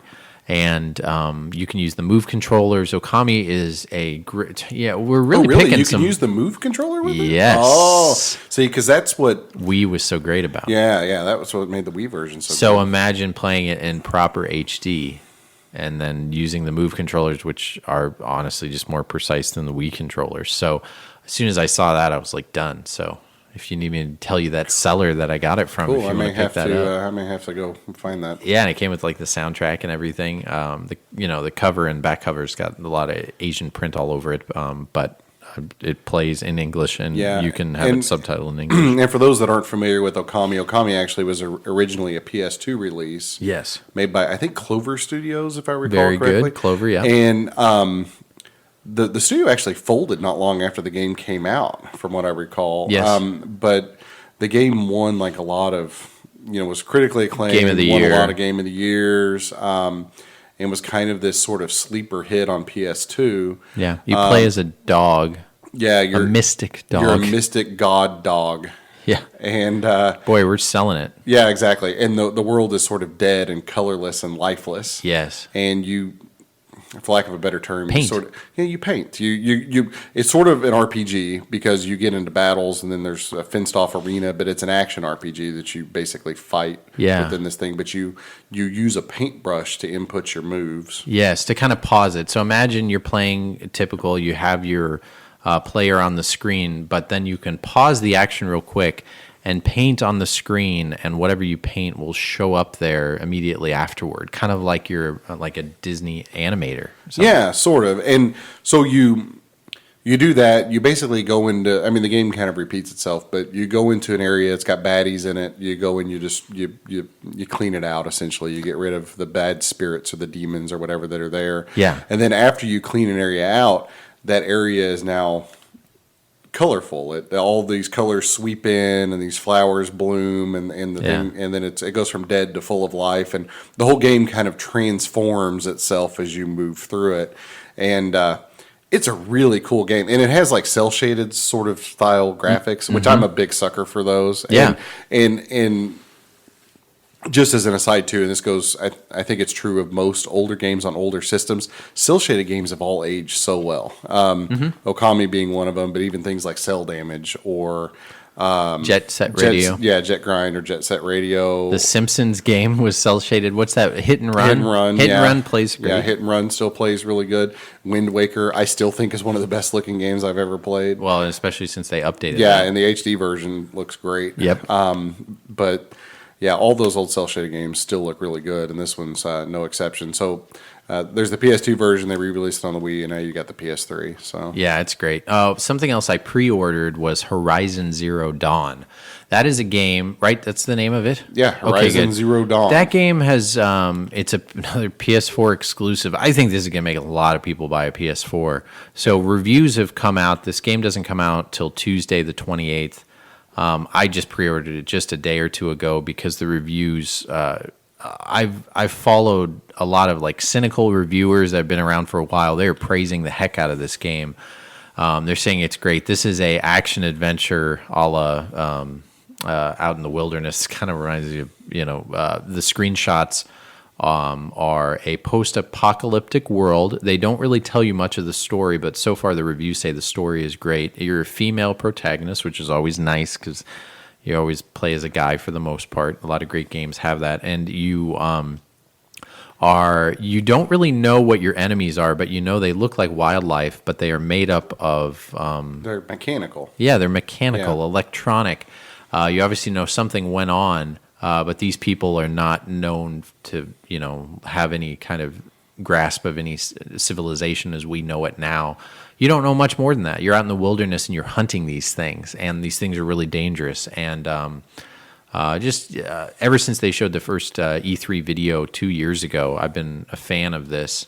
But of course, this is coming out when my kiddo is due, so I might have pre-ordered it for not a good reason, but I had some credit on Amazon. I just thought, what the heck, I'm gonna go ahead and do it. Well, you'll enjoy it eventually. I'm going to get it as well at some point. I don't know that I'm going to pre-order it, but I got it because of the pre-order bonus. They give you an extra. I fell for it. Pre-order bonus. They get you with the bonuses. They did because it was an extra. So a big thing is the weapons is you shoot.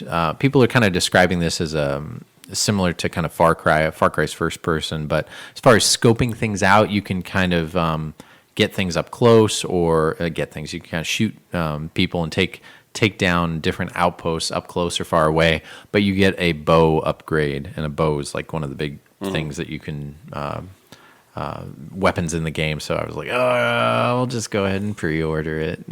Who knows if he's late and I'll make it a night or two to play it. I'm not sure, or if I'm up late. No, it looks super good. Yeah. I think it in that new game, and I don't even know how to pronounce it. Nioh, Nioh. Yeah, Neo. Yep. It looks really, really good too. That's another PS4 exclusive. Is it exclusive? I thought think it was on the one as well. Maybe it's on the one. I was listening to somebody and they mentioned maybe Nier Automata is. Oh, okay. That one's I think an exclusive. Is it? Boy, I don't know. These are all exclusives.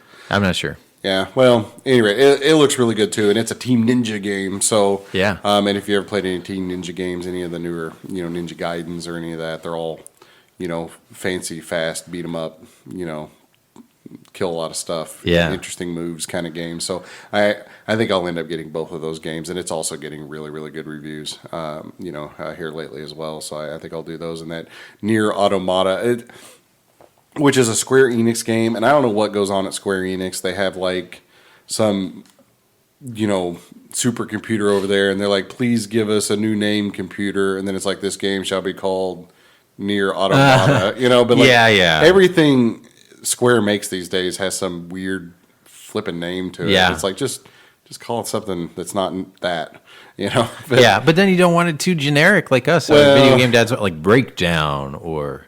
I don't know, body count. Like these are all games I'm actually listing off right now. They're that's the other side of it, I suppose. But that demo is great. Is that what you're alluding to? The demo is awesome. The demo for which is it still on? Is it still on PSN? So Nier Automatica, it should be Nier on. Automatica, yeah, it should be on because it doesn't come out till March or April. Yeah, get it. It's free. The demo is awesome. Great, awesome, super awesome.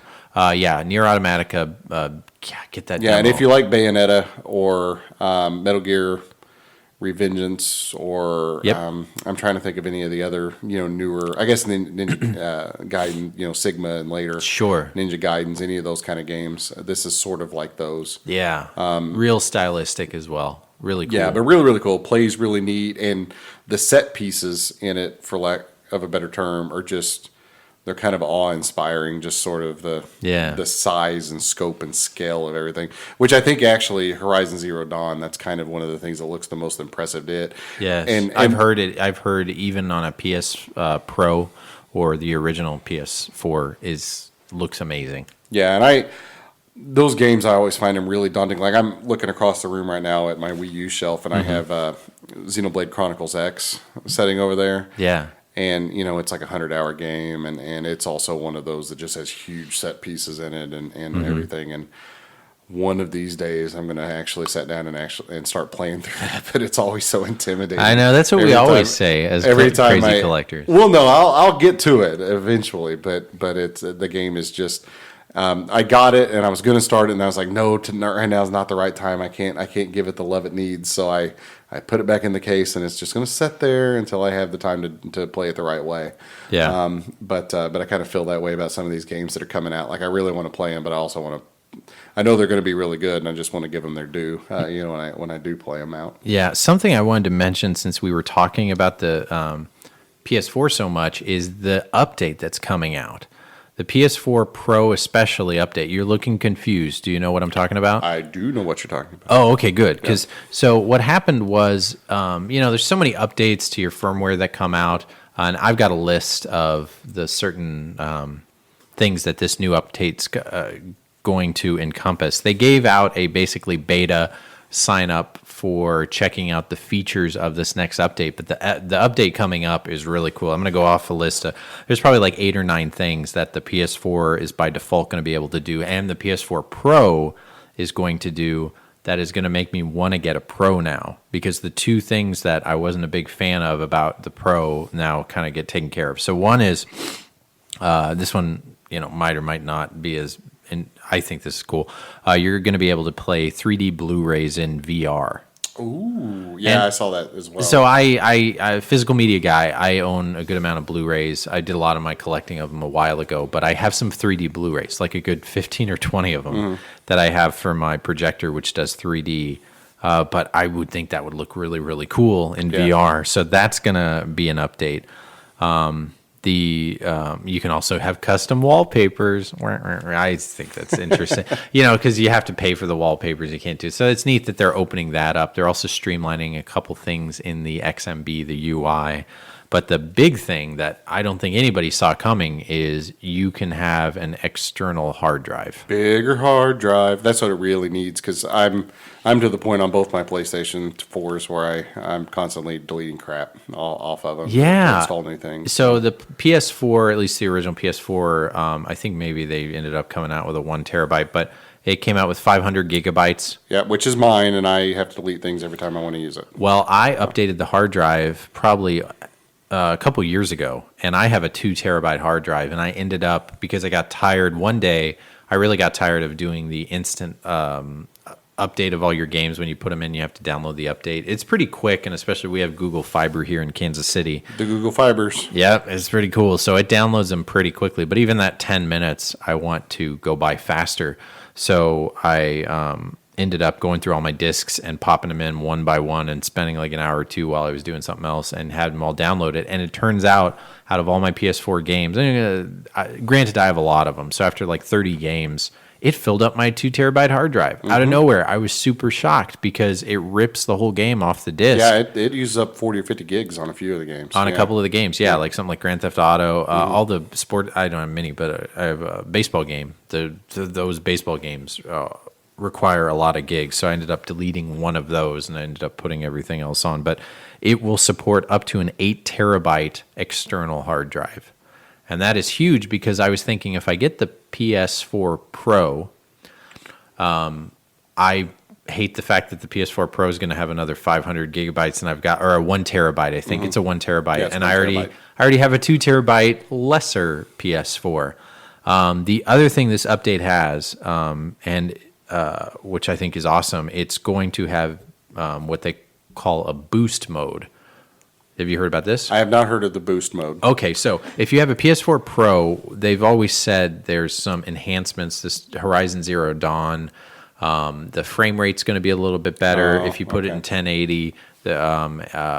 It plays smoother. The draw distance, all these. I can't get too technical with it, but basically, there's going to be some slight graphical upgrades. And then they also say if your game has an update for the PS4 Pro, they've got kind of a PS4 Pro mode. Well, now what they're doing is they are going to have a boost mode, so every single PS4 game will now look better on the Pro by default. So the way they can do this is, if you heard of like overclocking with your PC. Sure. So basically, getting close to that RPM rating on your car, if you can understand. So the PlayStation 4, ever since its conception, Inception? What is that? Conception is when Inception is a movie where you go into dreams. And conception. And then sometimes you go into a dream in a dream. Okay, and conception is when a man and a woman get That's together. when they make babies. So shoot, I don't think any of that applies. How about this? Ever since it came out, right? The PS4. It's reception. Okay. Ever since its reception. Sure. Sounds good. It sounds like a dinner party. Perhaps. Was there a PS4 dinner party? I don't know where this is going. All right. Ever since the PS4 came out, they have said that there is untapped power in there that they're not ever sure they're ever going to unleash. Because we couldn't handle it. Yeah, we just couldn't handle it. Because we couldn't handle it. Yeah. This sounds so like PRBS. Yeah, no, that's. Doesn't it sound like PRBS? Yeah, there's a blast processor in there somewhere. Yeah, blast processing. Boy, that just sounds like it sounds crazy coming from me because I don't know really what I'm talking about. But basically, they're releasing this. They said they never would. And I'm sure like someone like Bill Nye. Because you totally put Ben features Heck. on consoles that you don't plan to Yeah, release. yeah, that's true. But they're gonna overclock basically the PS4 Pro so it can do what they said. And I don't know if the boost mode's available. Obviously, it's not. I guess for the regular, but for the PS4 Pro now, all your games will kind of look slightly better. So that's kind of neat. Yeah, you just have to feed it Nuka-Cola. Yeah, There's a little spigot on the side. You just hook it up. yeah. Are those things still selling for a lot? It's still like, I don't know. I haven't seen one on Craigslist in a while. But yeah, when Fallout 4, for those that don't know, came out, they had a Jones Soda version of Nuka-Cola, which is a drink in the game. Yeah. And then people were scalping those and selling them for like $50 a bottle. I know. Yeah, who was buying that crap? I don't know. You know that guy who bought No Man's Sky 2 weeks early? Do you remember that? Oh yeah, he spent like $12,000. Wow. It was either Was it 12 that- or was it 8. that much money? It was either 8 or 12. womp womp. I know. And he didn't say he regretted it and all this kind of stuff. And again, I'm in the small minority where I enjoyed No Man's Sky. Totally understand. $12,000 worth of enjoyment. Whoa, no way. Wow. So just thinking about that now is really weird because that game has won most disappointing, yada yada. Evidently there's more features coming out again. They've already done one pack that actually was a good amount of features. They're going to have another. I don't know when that is, but I think they just recently announced that. You know what they need to do is take that game and meld it with Minecraft. And you have different little planets that are different little Minecraft worlds that you can travel between. Like that would be a seller. Yeah, that wouldn't be a bad idea. But yeah, being as it is, yeah, it's kind of. I mean, the drop off from that game. They said that 90% of the people bought it, quit playing it like within the first couple of weeks it was out. Oh So, yeah, it dropped off. It dropped off very quickly after all that backlash that happened. And anyway, one thing though, Shane, since he left us, we're going to let him talk about this a lot more on the next episode. But he did want us to share one of his pickups, or Yeah. 2 of his pickups, or Yeah. 3 of his pickups. Yeah, and we'll move on to our pickups as well. But yeah, Shane, which I'm super jealous of this actually, and I've kind of been jealous of Shane a lot in the last month. You have, And so I hope he doesn't go missing because I'm totally going to get blamed for his disappearance.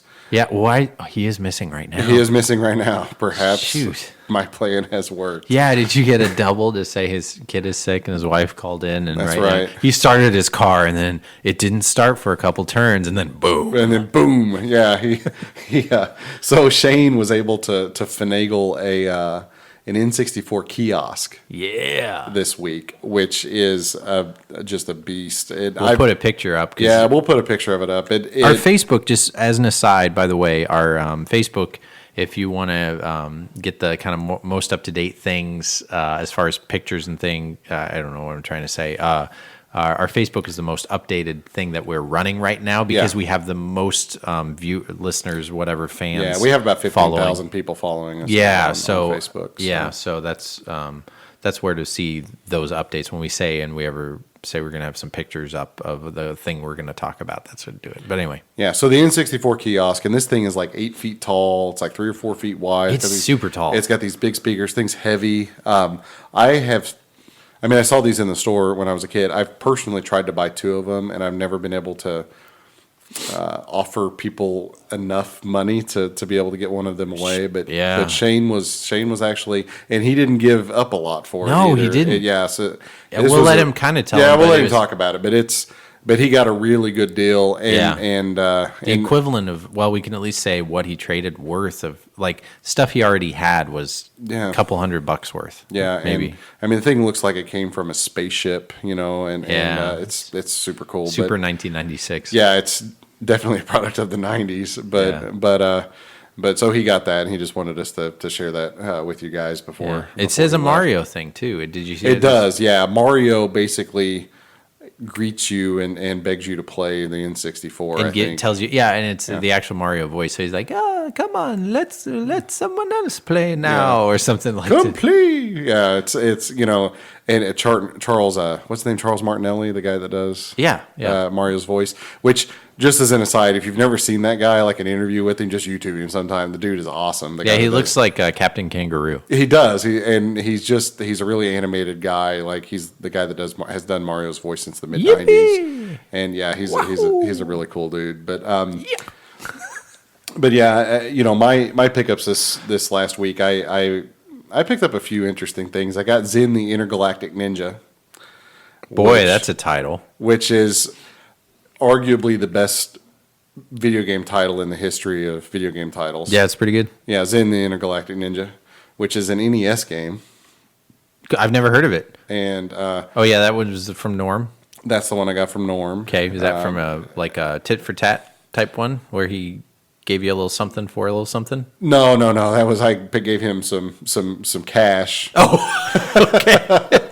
All right. Cool. Yeah, there were no exchanging of goods or services. Okay. What we meant was we have a friend who makes Yeah. YouTube videos, and he sometimes borrows some of Adam's stuff, and in exchange for that, sometimes we're like, hey, give us an amiibo or something instead of money, because we're all friends here. We probably like trading more than exchanging money. But it sounds like you gave him some cold. Yeah, hard I cash. gave him some cash. All right, sounds good. So at any rate, I have Zen the Intergalactic Ninja, which is now the coolest named video game in my NES collection. Yeah, it's pretty good.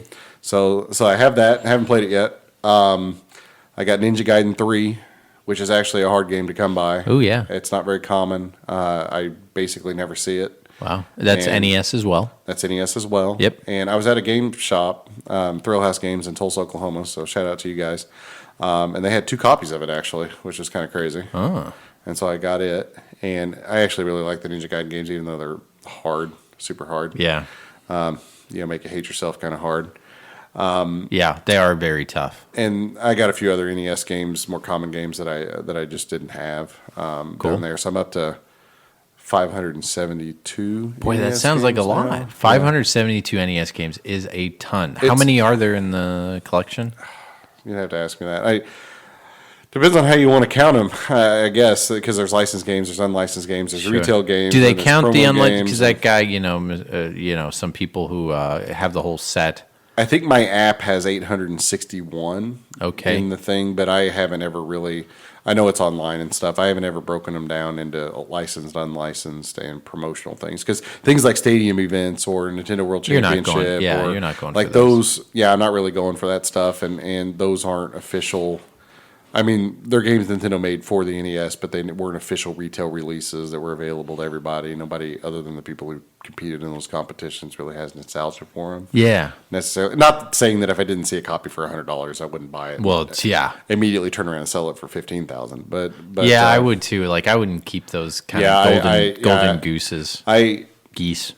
So I did actually try to buy a copy of Dinosaur Peak here recently, but some of those things, which Flintstones and Dinosaur Peak is one of the rarest NES games for those that don't know, and it goes for about $1,000 right now. Whoa. So I remember when it was going for it's 280. it's been creeping up. I say 1,000. It probably more realistically goes Yeah, for 7, 8. I would wait till that $900 bursts. now. It will burst. But yeah. it's crazy, and I just won't pay that much money for it. Good, yeah. So and I couldn't. I was going to do a bunch of trades and stuff, but then I was looking at what I was going to have to give up, and I'm like, yeah, I'm just not going to do this right now. I'm just going to have to wait. No, don't get it at the And- big point of the bubble. And so there are some games like that I still want, but I'm just not going to give up that amount of stuff to get them unless I just happen to be that one lucky guy that finds one at a garage sale or something. Yeah. I also picked up at that same store, Thrill House. I got Disney Planes for the Wii U, oh yeah. which is a highly sought after game that everyone wants. Yeah. Planes, which is like the Pixar Cars, The except Pixar planes. Cars, except it has planes, and Okay. also not as good as the original movie Cars, I don't think. But So what do you have left now for the Wii U, or how many games? I have to Mr. go back and Mr. look. I Completionist. think I'm 27 games away now. All right. From the complete. So I'm getting there. All Pretty right, close. good, yeah. I got the Wind Waker Edition Wii U in box. Okay. So Oh, I have- the so I Wii have- U system. Yeah, the Wii U system. So I bought a new Wii U system. That's the Wind Waker version. It's the only special Yeah. edition Wii U that they ever made. Which And- is interesting. Kind of and shows so- Wii U didn't sell too well, if you didn't know that. Yeah, no, it's really cool looking. So it's going to stay in the box. That's my emergency backup Wii Cool. or Wii U for Yeah, the, you for the need future. in case you're going to put it behind glass with a little tiny red hammer. It is. Mine's in my locked glass case over there, so it's just going to stay. It there actually, all yeah, wrapped it up. is behind actual It glass. kind yeah. of is, yeah. So, I have several backup systems. It's kind of a disease I have. Yeah, I do. I'm the that- same for my favorite Dreamcast. Yeah, but I'm looking over there because I have I have every color Nintendo Wii, but I also have a boxed copy of every color Nintendo Wii. That's pretty. You have the baby blue one? Except the blue one. I don't have a box. I do have an unboxed blue one. I don't have a boxed blue one. Yeah, I always thought that one looked cool. That's the one I'm missing. That was a special edition, right, or something? Came with Sports 2, I think. Yeah, I think that's right. And I even have the mini. The one that's actually less functional. All the rest of them. Yeah, the original Canadian release. Yeah, the original Canadian. Yeah, but that's the one that will work after the apocalypse. That's true. You don't need Wi-Fi for that. Yeah, because it no comprende. Yeah. But those were some of my pickups. And then my big pickup since the last podcast. It's actually been a really good couple of weeks for me. I'm a member of a few of these Facebook groups, and I kind of built some relationships with people that are kind of into this stuff. Great. Does your wife know about this? She does. She approves. But there's one fella in particular who lives not real far from here. Super nice guy. I did a deal with him a few months back, and he posts, hey, does anyone want a complete set of Nintendo Power magazines? Whoa. Like a complete set, like issue 1 to whatever, 283. Whoa. And so as soon as I saw it, sent him an email or sent him a message and said, hey, dude, what do I have to do to get those from you? Yeah. And so we worked out a trade and met with him the other night and got a whole trunk full of Nintendo Power magazines. There's a lot of them. They basically take up the size of, like a good sized couch. Yeah. There's a lot of them. And they're are they filed and organized? Do you not you don't have to say it because you haven't talked about it. So you gave up, what do these things go for? Are these? They kind of, it depends on how you're getting them, I suppose. Sure. But the, like vintage stock. I was at a vintage stock the other day, and they had $10 to $13 or $14 per issue. That's ridiculous. Which vintage, is crazy. And that's vintage way too stock high. is also the company that tries to sell these NES classics for $150. Yeah, and there's another GameStop not GameStop, but another game store near here who has some, and they actually will just price them out individually. You just tell them which one they want, and they'll look up recent sold listings and just sell it to you for some given price. Oh, yeah. But that's usually $5 to $10. Okay, and then that's a pretty chunk of change. Yeah, but typically, if you were to buy them at some resale shop, you're probably talking about spending $5 an issue. Wow. I think okay. typically, I guess. Yeah. So I traded away a Model 2 Master system. Oh, okay. Which is the rarer, harder to get Master system. But he has a really good Master collection, and so he needs that. Cool. And a whole bunch of shmups for the Super Nintendo, and Darius G for PlayStation, and Strikers 1945 for PlayStation. Cool. And Atomic Robo Kid for Genesis. And nice. So that Bithead 1000 would have liked all these games. Yeah. Sounds like he knows the games. And he's into shmups. That's what he likes. So I gave him a whole bunch of shmups, and honestly, like when we were working out the deal, he's like, well, I just sent him like what I have and said, most of the things I'd probably be willing to work with you on in my collection. There are a few things that are off limits, but we can talk about that if those are the things that you end up wanting. Yeah. And so he was really reasonable. Sent me back an email and said, well, I want all of these. And I was like, oh, no. You need to ask me for more stuff because you're not asking for enough. So he's that nice a guy. Like I have to try to keep from taking advantage of him. You say it looks close? Yeah, about a couple of hours from here. Okay. So I was like, no, you need to pick out some more stuff so that I don't feel bad about myself after making the trade, sort of thing. And, cool. And I one of the games they didn't ask for, I gave him because I knew he would like it, which is Firepower 2000. You don't know it, it's a kind of a hidden gem Super Nintendo shoot 'em up game. Cool. It's got the coolest music. If you ever want to hear just like the coolest 90s Super Nintendo get pumped up music that you can, just YouTube Firepower 2000. Cool. And it's really cool. But I gave him that, and I don't want to make myself sound like too nice a guy because I still got a really good deal on the whole thing. Awesome. But I felt a little bit better about it after the fact. So I'm thrilled because I've actually been looking for Nintendo Powers a lot here for like the last year or two. I never see them, and when I do see them, people want way too much money for them. Yeah. Which keeps me from buying them. And I was able to get these. He got a bunch of things that he's been looking for and really wants, and so it was a real nice win-win-win. Help out another guy who does this stuff like I do. Yeah. And he actually, after we made the deal, he's kind of like, I'm kind of looking through these. And there's a couple of these issues I really have a lot of nostalgia for. Would you mind if I kept 4 or 5 or 6 of them? And I said, oh yeah, that's fine. And he's like, yeah, I'll give you some players guides or whatever to compensate. Cool. And I said, oh, no, that's okay. What do you got? And so I got Chrono Trigger, the player, like the official Nintendo. Oh, cool. Chrono Trigger. Earthbound, like some really cool old players guides. And these Nintendo Powers, it's not only the Nintendo Powers, which I'm going to replace the ones that are missing. This is a good segment from our last episode, I guess. Yeah, it's perfect because we talked about video games last time. But magazine. But this also has newsletters that predate the Nintendo Power. It has copies of the newsletter that was before Nintendo Power that became Nintendo Power. It's got a bunch of those in it. It's got the Nintendo Power Index Guide, so I can say, I want to know what issue Battletoads is in, so I can go look that up, and it'll tell me what issue and what page number to find it on. Oh, yeah, we're getting deep and nerdy right now. Yeah, right? So it's cool, but it has all this extra stuff with it, so I'm just thrilled to have it. That's awesome. Yeah, what was I going to say there? I picked up a Super Nintendo game I almost forgot to mention. There was a game I got called Sky Blazer. Yeah. Have you ever heard of that? I had not heard of it before you started sending messages about it the other day. Yeah, so it was there was a buy 2 get 1 sale, and there were 2 games I wanted. And I was basically trying to find in the entire store a game that they had for the same price, just to maximize my 2 for 1. And I've never heard of this game called Sky Blazer. I quickly looked it up to see how much it sold for, and I saw it was selling for like $70 or whatever. I was like, oh, okay, I'm going to grab this because worst case scenario, I can just use it for trade bait for one of you guys who like Nintendo more than me. Well, I ended up playing this game. It's really good. It's another classic kind of side scroller. I forget who makes it, but it's really good. It's similar to Little Samson for the NES. If they would have made Little Samson for the Super Nintendo, it would be similar to Sky Blazer. That's how good I think it is. And the fact that I haven't heard of it and you guys haven't heard of it is really weird.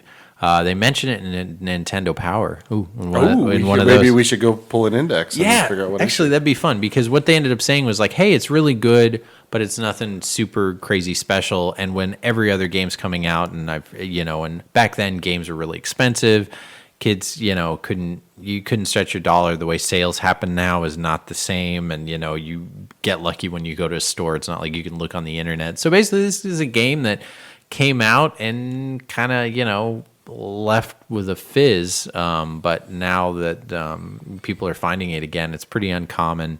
Side scroller, look out, maybe this might be a future video game book club pick because I fell in love with it and I don't want to give it to you guys until you guys have something I want, and then I'm going to give it to you guys easy. But anyway, you should play it. It's pretty good. Yeah, and Little Samson's such a irritating game because it is actually legitimately one of the really expensive NES games. That's actually really good. Actually good. It's actually a very good game. Yeah, very good game. But how much does it go for now, the regular NES?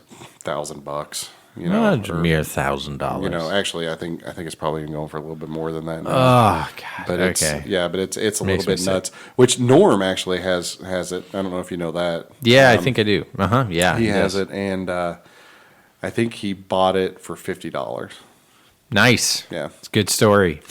Many years ago, but many years ago it did go for that. Gosh. Yeah, it's kind of bananas. Yeah. Well, something I wanted to talk about with you, Adam, we are, about a week away from, week and a half away from the Switch coming out. The Switch! And you pre-ordered 2 of them. One of them, actually, Norm's going to get one of them, and you're going to keep the other. Yep. I was going to go through the Nintendo. I didn't look this up yet. So the launch lineup, we've already kind of said it's not very big, but I was going to go through these games, and you could tell me, I guess, if you're going to get any. So 1-2 Switch. Already pre-ordered. Okay. Just Dance 2017. I don't. Wait, you actually pre-ordered this? I know. So the Just Dance games don't really change that much from one to the next. Okay, don't ask me how I know that. Okay. And it's not because I probably own 10 of them, but It's because there's like 10 of them for the Wii U. Oh, I gotcha. Okay. Yeah, well, I'm exaggerating a bit, but there are like 6 or 7 of them. But you're not getting this one. No, Okay, I'll be passing on that. Human resource machine? I don't even know what that is. I don't know what that Okay. is either. I am Setsuma. That sounds probably like an eShop game, both those last two. Okay.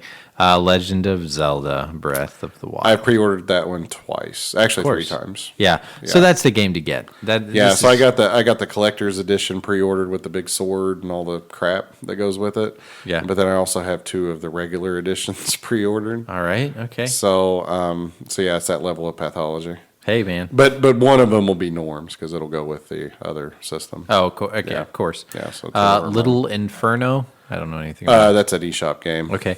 Skylanders Imaginators. Have it on Wii U. Okay.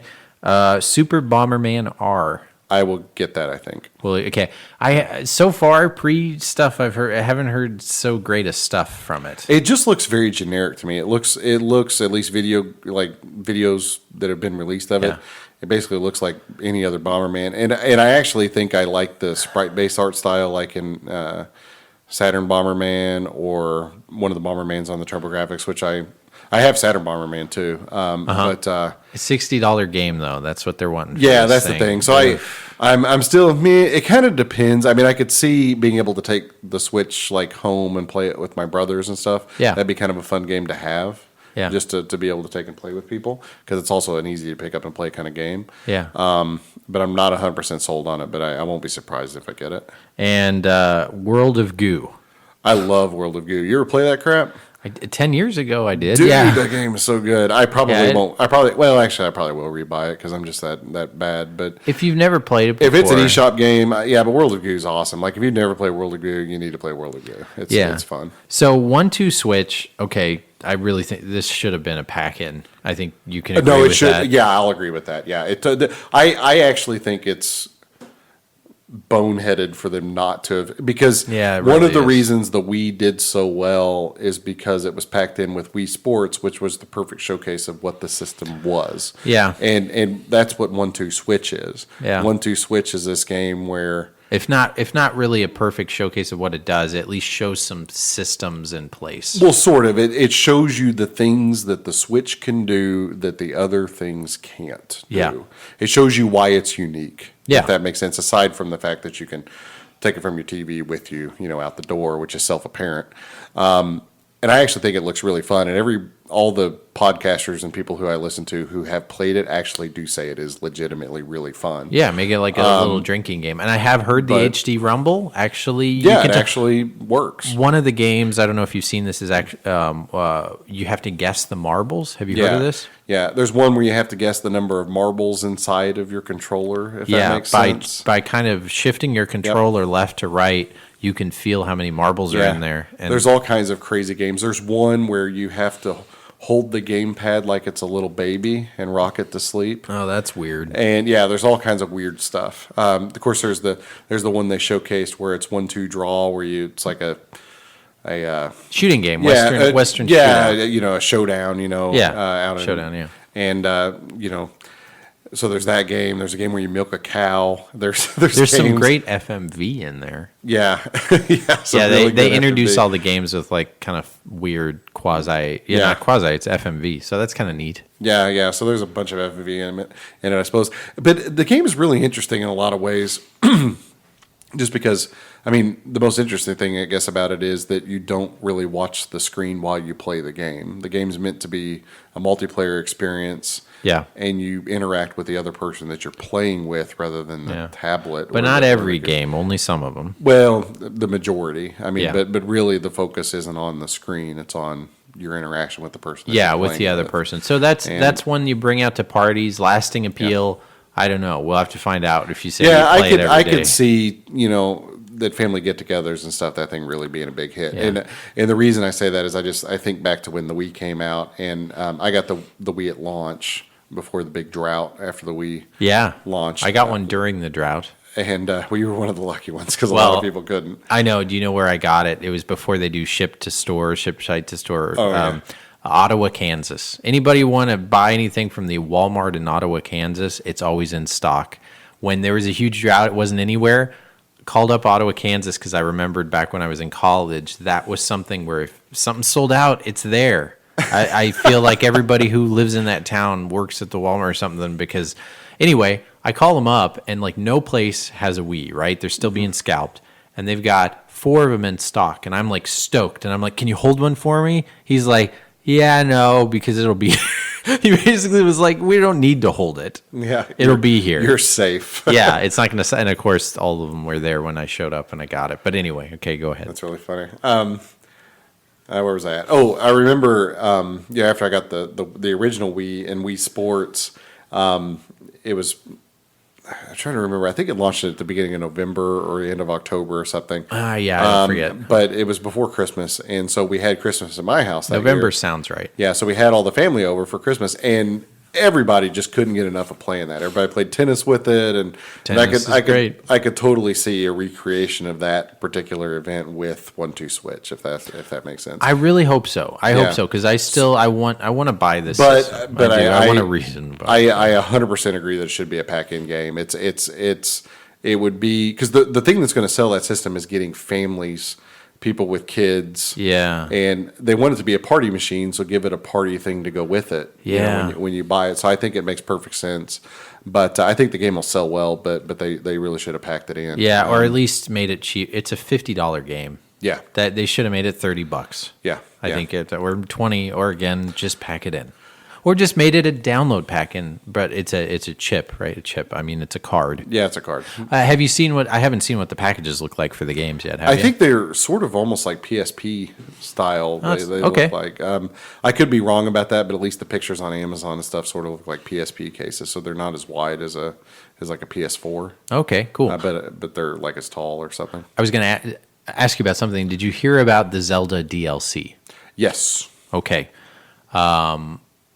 What do you think about that? I'll just leave it at that. Mixed, I guess. Okay. I'm not a huge. I'm old, so I never have been a huge fan of DLC, just in the general sense. Especially if it unlocking something on the disc or on the game itself. Yeah. Well, there's a lot of potential for abuse with that sort of thing, and of Sure. course some people have done that. That being said, there are DLC packs that I have bought for games that I've been really happy with in the past too. Yeah. Things that extend a story or give you a new character or a different way to play the same game. So if it's done right, it's actually a really good thing because I sort of think of it as being like not a sequel, but sort of like a 1.5 version of whatever game it is that you happen to be playing. Yeah, it'd be nice to get a complete edition. So the thing that's different about this one is there's 2 parts to the DLC. They've already announced. There's one part that comes out, summer, and then there's another part that comes around the holiday season. It sounds like the second one is the one that's more interesting. Yep. And you have to buy both of them. You have to. That's the knock. You have to buy both of them in order to get. And I think it's what, $20? Yeah, I believe that's correct. And then what about the other parts of this DLC that I kind of think is... Well, there's not enough detail. I don't think anybody can give a real good opinion on it. I think anybody that has a really strong opinion probably doesn't have the correct opinion, if that makes sense, because there's just not enough... There's not enough detail with it to know whether or not that's a good... I think in the end it probably will be a good deal. Because Nintendo's kind of new to the DLC, but the DLC that they have done so far has been really good. And they haven't been making half-baked games just to sell DLC for them.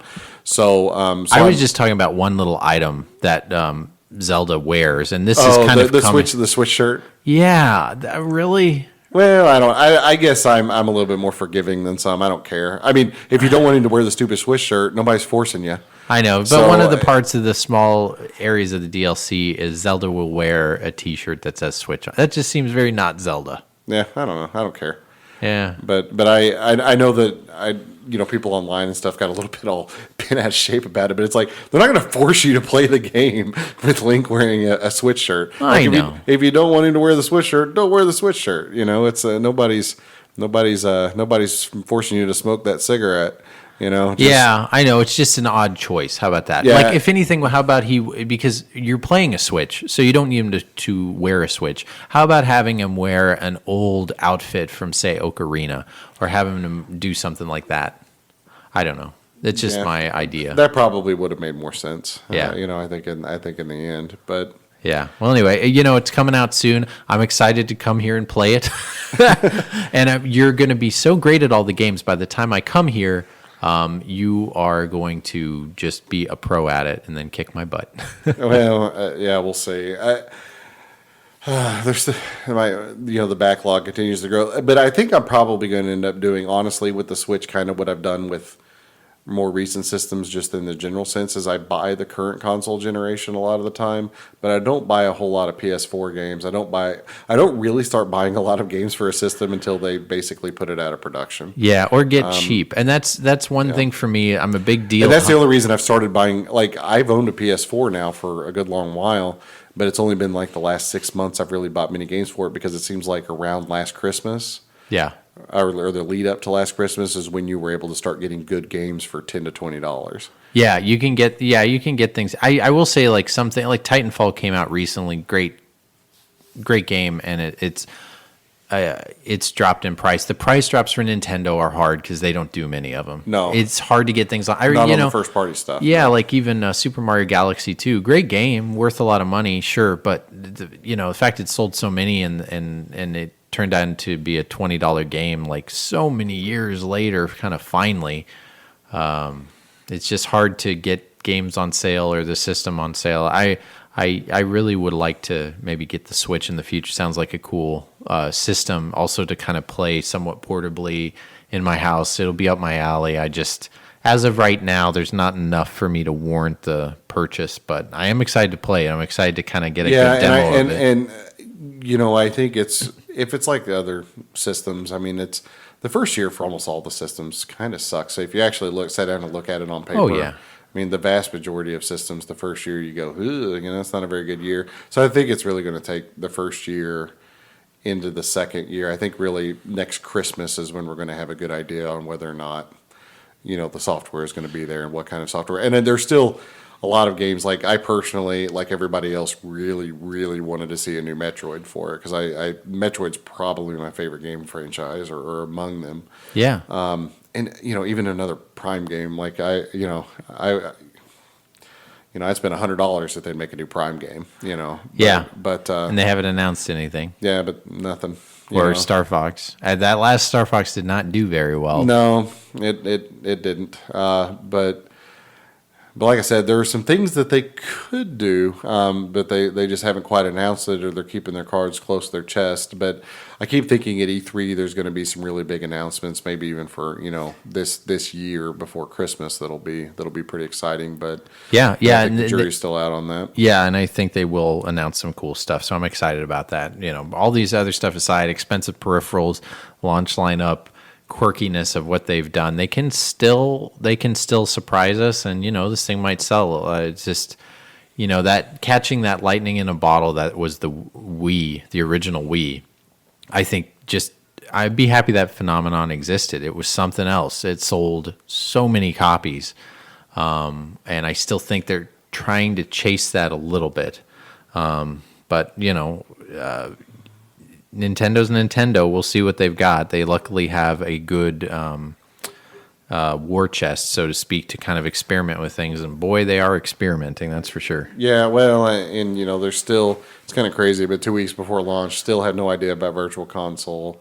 Still don't have a good, solid idea about what the online experience is going to be. Yep. So there's still a lot of things that are up in the air. But I almost wonder, because I was one of the people who bought a 3DS on launch day, like the original one. Yeah. And it just tanked. There wasn't anything for it, and it didn't do Yeah. really well. And then Nintendo said, oh, man, we charged all these people too much money. We didn't support this well enough. And then they gave you the Ambassador program. So I have an Ambassador original 3DS that has the 20 Ambassador games on it. But Nintendo basically said, we screwed up, so here's a bunch of free Game Boy Advance games. And a lot of those games have never been re-released on Virtual Console or any other way. Like, the only way that you can play them on that is to have been an Ambassador. Yeah, so they still make good on some stuff. Well, That's sort good. of. I mean, at least that's some.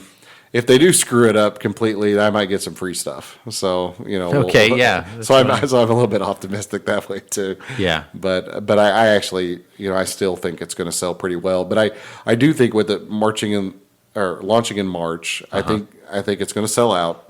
I think there'll be a little bit of a drought, and then they'll try to, steadily release it up till Christmas, and then really try to push it hard at Christmas. I think that's the way it's going to play out. But there's really not going to be, other than Zelda, a whole lot of killer stuff, at least until fall. Yeah. Yeah.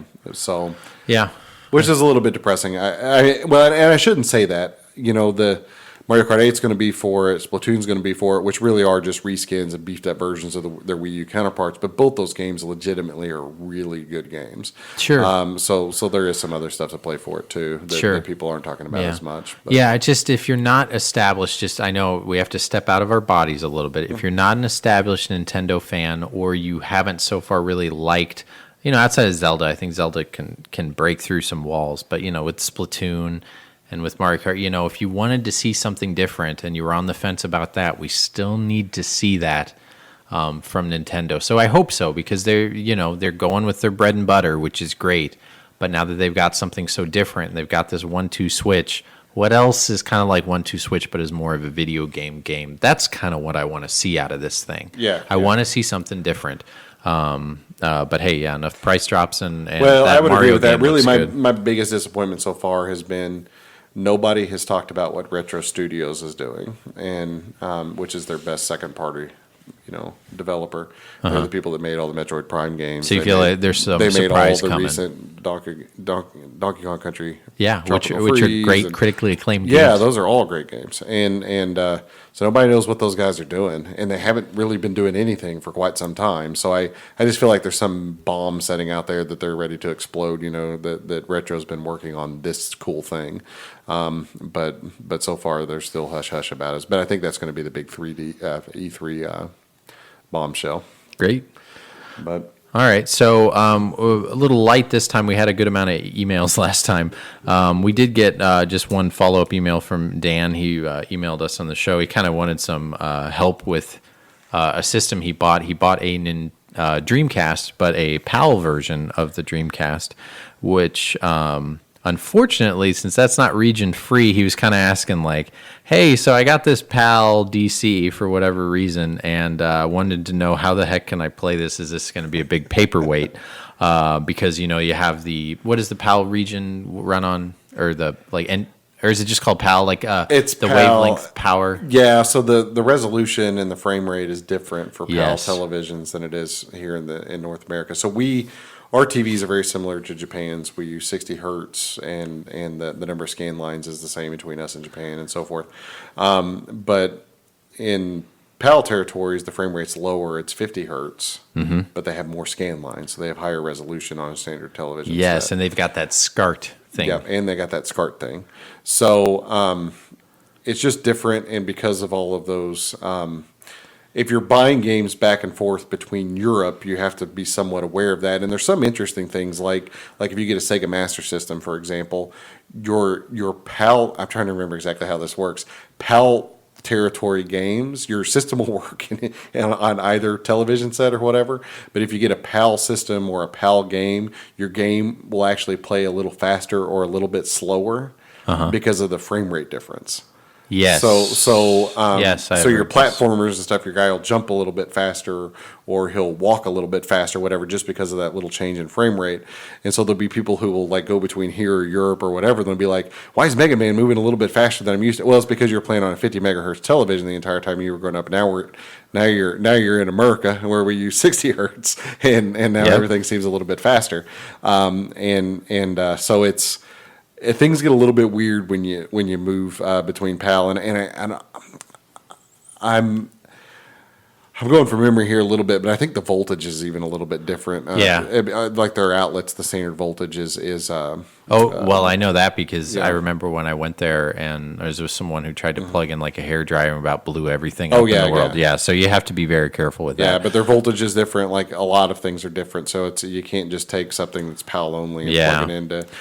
I think HDTV's kind of solved a lot of that stuff. It has, yeah. But yeah, if it's standard definition television, there's quite a bit of difference. So you have to run them through all kinds of converters and yeah.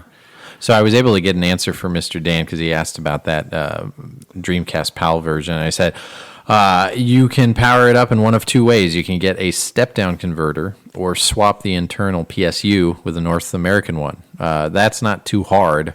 After that, it's just a normal Dreamcast, and then it default boots and can play PAL games. With a boot disc, though, like Codebreaker or the Game Shark, it'll run NTSC games, which is something you could do here if you have the Game Shark, which comes kind of in an orange case for the Dreamcast. You know, if you're kind of in the know with the Dreamcast, you know this thing's worth probably like $30 or so.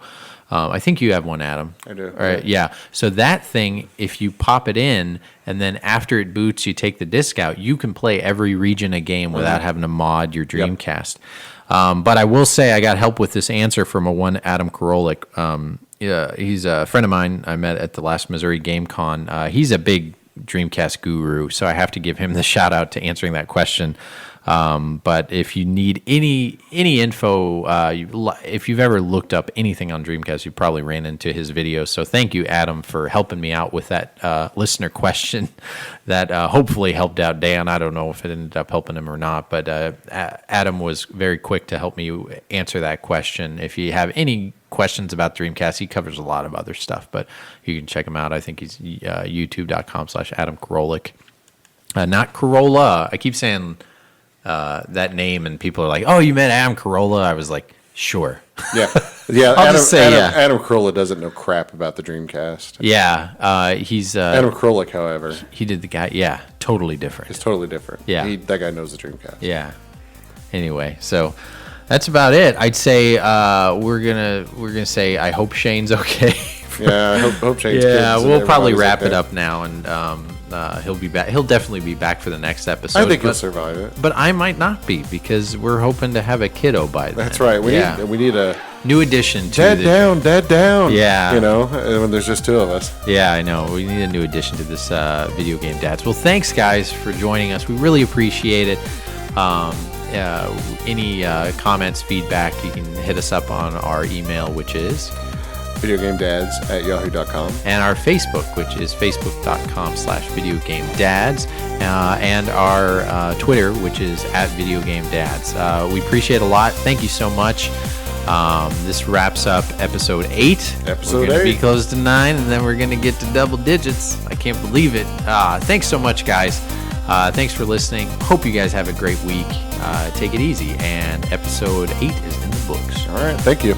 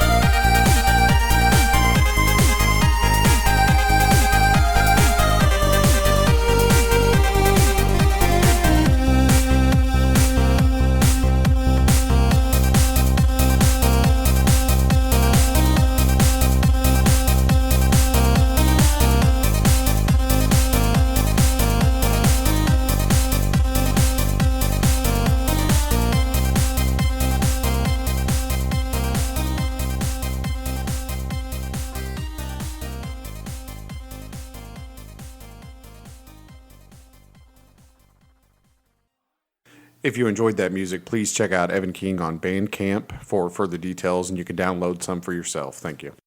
Bye-bye.